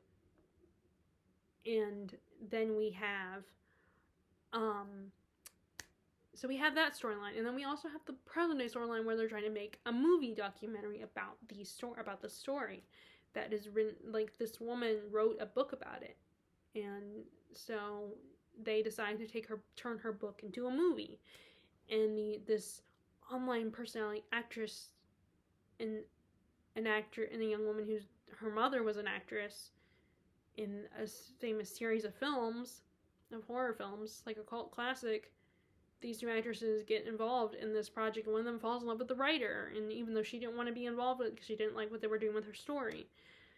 And it really looks at that relationship too, and how, like, that relationship is put to the test because you have this woman who's a social media presence. Everyone loves her and worships her, and her and that writer get involved, and people don't have very negative opinions of the writer. Everyone has their opinion about her and her relationship, and she is an overweight woman, and so she's not considered, like, she's not seen as pretty by the public and everything, and she's very average. And then there's one scene where they get photographed and they put on social media, on YouTube, and one person has an opinion. It's like, oh, you shouldn't be dating her, you should be dating me. And it's just like, you just feel for these characters, and just, it's a really complicated, messy story about Hollywood and history now, how we're easily influenced by the public, and then everyone has a public persona, especially when you become famous. It's just so good. Like, I definitely recommend the audiobook. I know a lot of people have problems with reading it, so try out the audiobook. That might help better with reading the story. So then we have Peace and Turmoil by Elliot Brooks. This was so great. I liked the magic system. It was another multi-POV character story. I also like that Elliot Brooks adds her personal touch of sketches, because I know she draws, and so there's a lot of sketches in of her own artwork. And it was really fun. I do need to reread it at some point. Maybe when I hear that she's writing the next book, maybe I'll reread the first book and try to read it straight through without putting it on the shelf for too long. And but it was just really good and really fun, and it has magical objects and like war and stuff like that. It's just, I wish I could tell you more so I could recommend it, because I think it's a really good book. And I feel like I'm not telling you enough information to recommend it. But at least check it out, you know. Look on Goodreads and stuff like that. Maybe other people can give you a better idea. And I mean, and if it doesn't get you interested, that's, you know. Okay, Son of Shadows. Like I said, I read the sequel, Dawn of the Forest, in 2022, and I loved it. It again has a similar romance where she falls for the enemy. But in this situation, she is held, you know, they don't understand her world of royals and stuff like that. And I like how it explored the antagonist is someone who thinks he's a good guy at first. He like really believes he's the hero, he's the good one. But then as you get to know him, you realize there's something about him that's just not right. Like he's unstable. I like that, and I like how the love interest is like someone, you know, it's one of these things where they don't like each other at first, they don't trust each other, but over time they get to know each other. And you know, I love her writing, Juliette Maroni's writing style, and just and I love her found family, like this group of men that live out in the wilderness that she stays with them and tries to save one of their own, and that's how she and the romance love interest meet, cross paths. And then we have the Thrawn books. I have not finished this trilogy. I could have finished it, but I did not. I listened to an audiobook. This was a Star Wars related thing. This is a really fun character, and I think this really had an impact on the Star Wars outside the movies, beyond the movies. I like how this character is very Sherlockian in a way, and he's also a lot more complex, and he's a character that kind of works for the Empire. And he really interacts with a lot of these people, like a lot of the characters. And he's just charming and just really likable character. And I just love the Star Wars audiobooks in general. And then, like I said, I already kind of talked about Dragon Republic, which I read in 2022.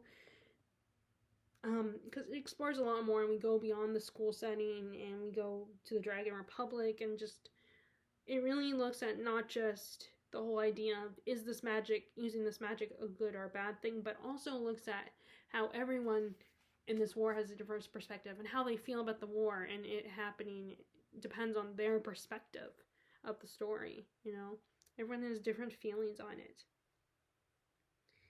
And then, okay, so now we can talk about the Other Bennett Sister. I love the Other Bennett Sister. This is the story of our main character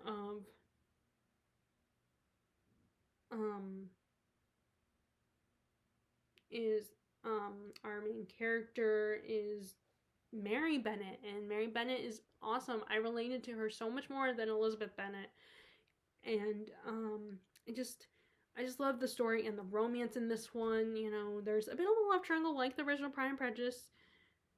And then we have Silverthorn, which I really liked that one. It's the third book, although they did kind of fridge a woman, the love interest for Arutha, which kind of bugged me. But it was still really fun, you know. It was a quest story because Arutha's fiance gets, you know, poisoned and they have to save her. So they go on a quest. So I like how we got to spend more time with Arutha, who was one of my favorite characters in the first two books. And then I've already talked about Mr. March, because I got that mixed up with Miss March.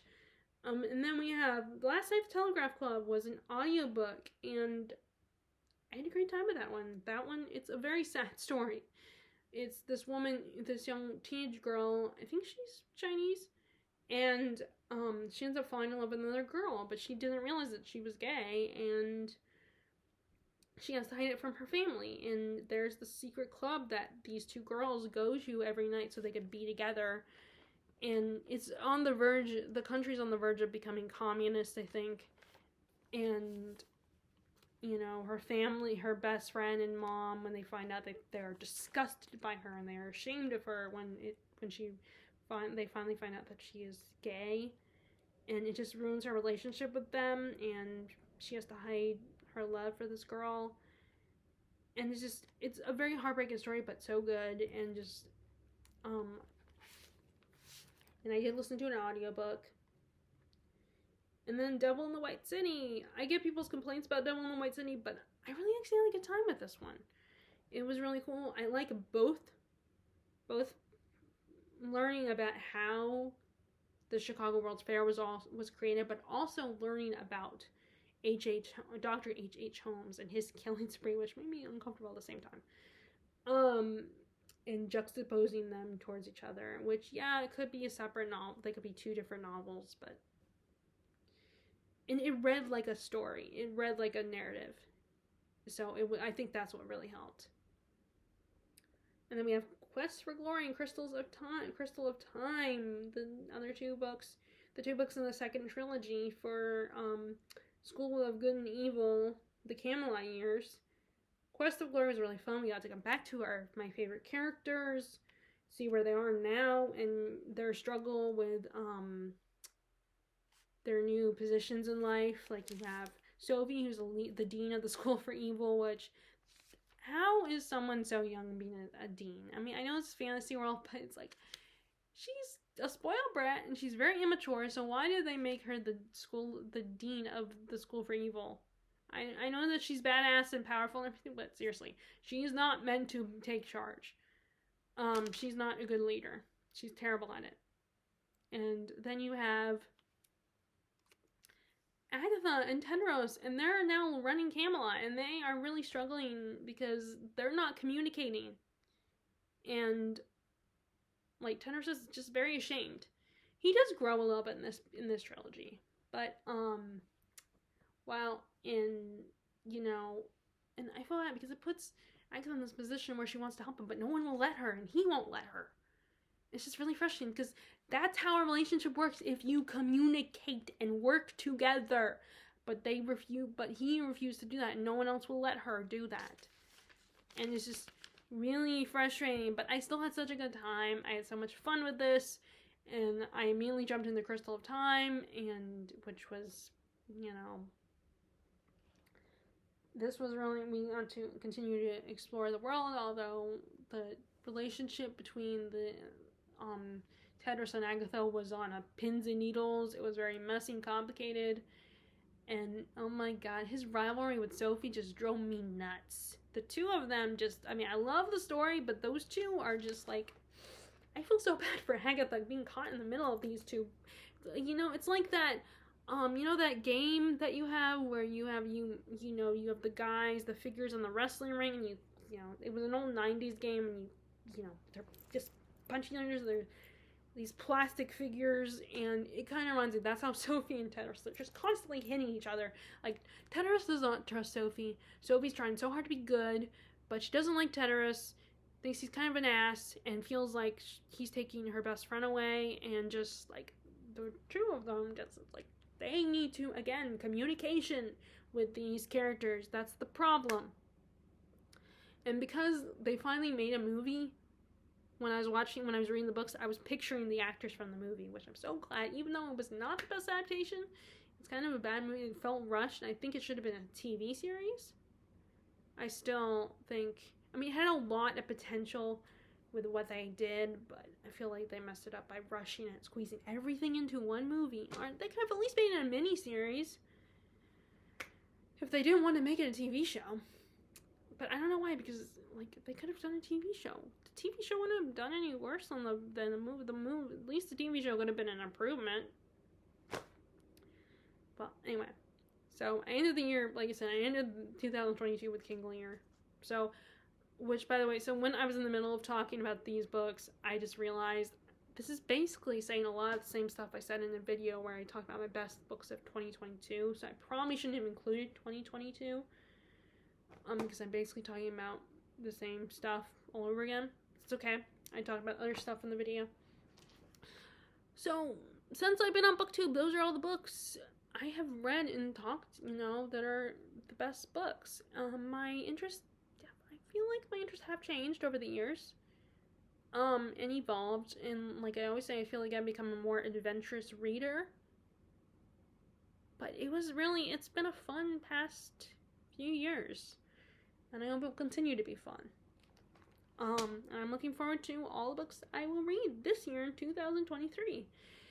I hope you guys liked this video, and if you did, please give it a thumbs up if you liked it, and click subscribe if you haven't already. Click the bell notification below if you want to be notified when I post my videos. And I will talk to y'all later. Alright, bye!